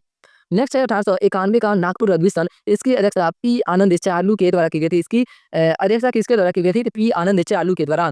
अगला है 1892 का इलाहाबाद अधिवेशन, इसकी अध्यक्षता बोयमेश चंद्र यानी कि WC बनर्जी के द्वारा की गई थी। मुद्रा नीति में सुधार की मांग की गई। अगला है 1893 का लाहौर अधिवेशन, इसकी अध्यक्षता दादाभाई नौरोजी के द्वारा की गई थी। सूती कपड़ों पर से उत्पादन कर हटाने, स्वतंत्र सिविल सर्विस संगठन बनाने, बेकार प्रथा को रोकने की मांगे कांग्रेस के किस अधिवेशन में की गई थी? तो 1893 का लाहौर अधिवेशन में। नेक्स्ट 1894 का मद्रास अधिवेशन, इसकी अध्यक्षता अल्फ्रेड वेब के द्वारा किए गए थे। उपनिवेशों में भारतीयों की स्थिति में सुधार करने, सूती वस्त्र उद्योग के हितों की रक्षा करने, पुलिस अधिनियम के कुछ धाराओं को हटाने, वकीलों को न्याय विभाग में शीर्ष पदों पर नियुक्त करने की मांगे कांग्रेस का संविधान बनाया गया। कांग्रेस का संविधान किस अधिवेशन में बनाया गया? तो 1894 का कांग्रेस अधिवेशन जो मद्रास में होता उसी में बनाया गया था। नेक्स्ट है 1895 का पूना अधिवेशन है, इसकी अध्यक्षता सुरेंद्र नाथ बनर्जी के द्वारा की गई थी। इसकी अध्यक्षता किसके द्वारा की गई थी? तो सुरेंद्र नाथ बनर्जी के द्वारा। किसानों की ऋण समस्या का निराकरण, रेल यात्रियों को भी अधिक सुविधाएं देने की मांगे इस अधिवेशन में की गई थी। अगला है 1896, ये इंपॉर्टेंट है। 1896 का कलकत्ता अधिवेशन, इसकी अध्यक्षता रहमतुल्लाह सयानी के द्वारा की गई थी। प्रांतों को आर्थिक स्वतंत्रता देने, शिक्षा विभाग में भारतीयों को अधिक स्थान देने की मांग की गई। वंदे मातरम प्रथम बार गाया गया था। यहाँ से डायरेक्ट ऐसे क्वेश्चन बनता है कि वंदे मातरम का प्रथम गायन कांग्रेस के किस अधिवेशन में किया गया था? तो 1896 का कलकत्ता अधिवेशन में किया गया था। और उसकी अध्यक्षता किसके द्वारा की गई थी? तो रहमतुल्लाह सयानी के द्वारा की गई थी। अगला है 1897 का कांग्रेस अधिवेशन अमरावती। 1897 का अमरावती अधिवेशन, इसकी अध्यक्षता शंकरन नायर के द्वारा की गई थी। शंकरन नायर के द्वारा इसकी अध्यक्षता की गई थी। बंगाल 1818, मद्रास 1817 तथा बम्बई 1827 के अधिनियम वापस लेने की मांगे 1897 ईस्वी के राष्ट्रद्रोह एक्ट का भी विरोध इसी अधिवेशन में किया गया था। नेक्स्ट 1898 का मद्रास अधिवेशन, आनंद मोहन बोस के द्वारा इसकी अध्यक्षता की गई थी। वन्य कानून को किसानों के हितों के अनुकूल बनाने की मांग इस अधिवेशन में की गई थी। अगला है 1899 का लखनऊ अधिवेशन, इसकी अध्यक्षता रमेश चंद्र दत्त के द्वारा की गई थी। इसकी अध्यक्षता किसके द्वारा की गई थी? तो रमेश चंद्र दत्त के द्वारा। कांग्रेस ने शिक्षा तथा उद्योग धंधों संबंधित समस्याओं पर विचार किया इसी अधिवेशन के तहत। अगला है लाहौर 1900 ईस्वी का लाहौर अधिवेशन, नारायण गणेश से चंद्रावरकर ने इसकी अध्यक्षता की थी। सरकारी विभागों के शीर्ष पदों पर भारतीयों को नियुक्त न करने की आलोचना इस अधिवेशन में की गई थी। उसके बाद है 1901 का कोलकाता अधिवेशन, इसकी अध्यक्षता दीनसा वाचा के द्वारा की गई थी। चाय बागानों में प्रचलित प्रतिज्ञाबद्ध कूली प्रथा और दक्षिण अफ्रीका में भारतीयों पर हो रहे अन्याय की ओर ध्यान आकृष्ट किया गया किस अधिवेशन में? तो 1901 का कोलकाता अधिवेशन में। अगला है 1902 का अहमदाबाद अधिवेशन, इसकी अध्यक्षता सुरेंद्र नाथ बनर्जी के द्वारा की गई थी। भारत पर पड़ने वाले सैनिक खर्च का विरोध इसी अधिवेशन में किया गया था। अगला है 1903 का मद्रास अधिवेशन, इसकी अध्यक्षता लाल मोहन घोष के द्वारा की गई थी। भारतीय विश्वविद्यालय एक्ट तथा सरकारी गोपनीयता कानून को वापस से लिए जाने की मांग की गई। नेक्स्ट है 1904 का बम्बई अधिवेशन, इसकी अध्यक्षता हेनरी कॉटन के द्वारा की गई थी और इसमें लॉर्ड कर्जन की नीतियों का विरोध किया गया।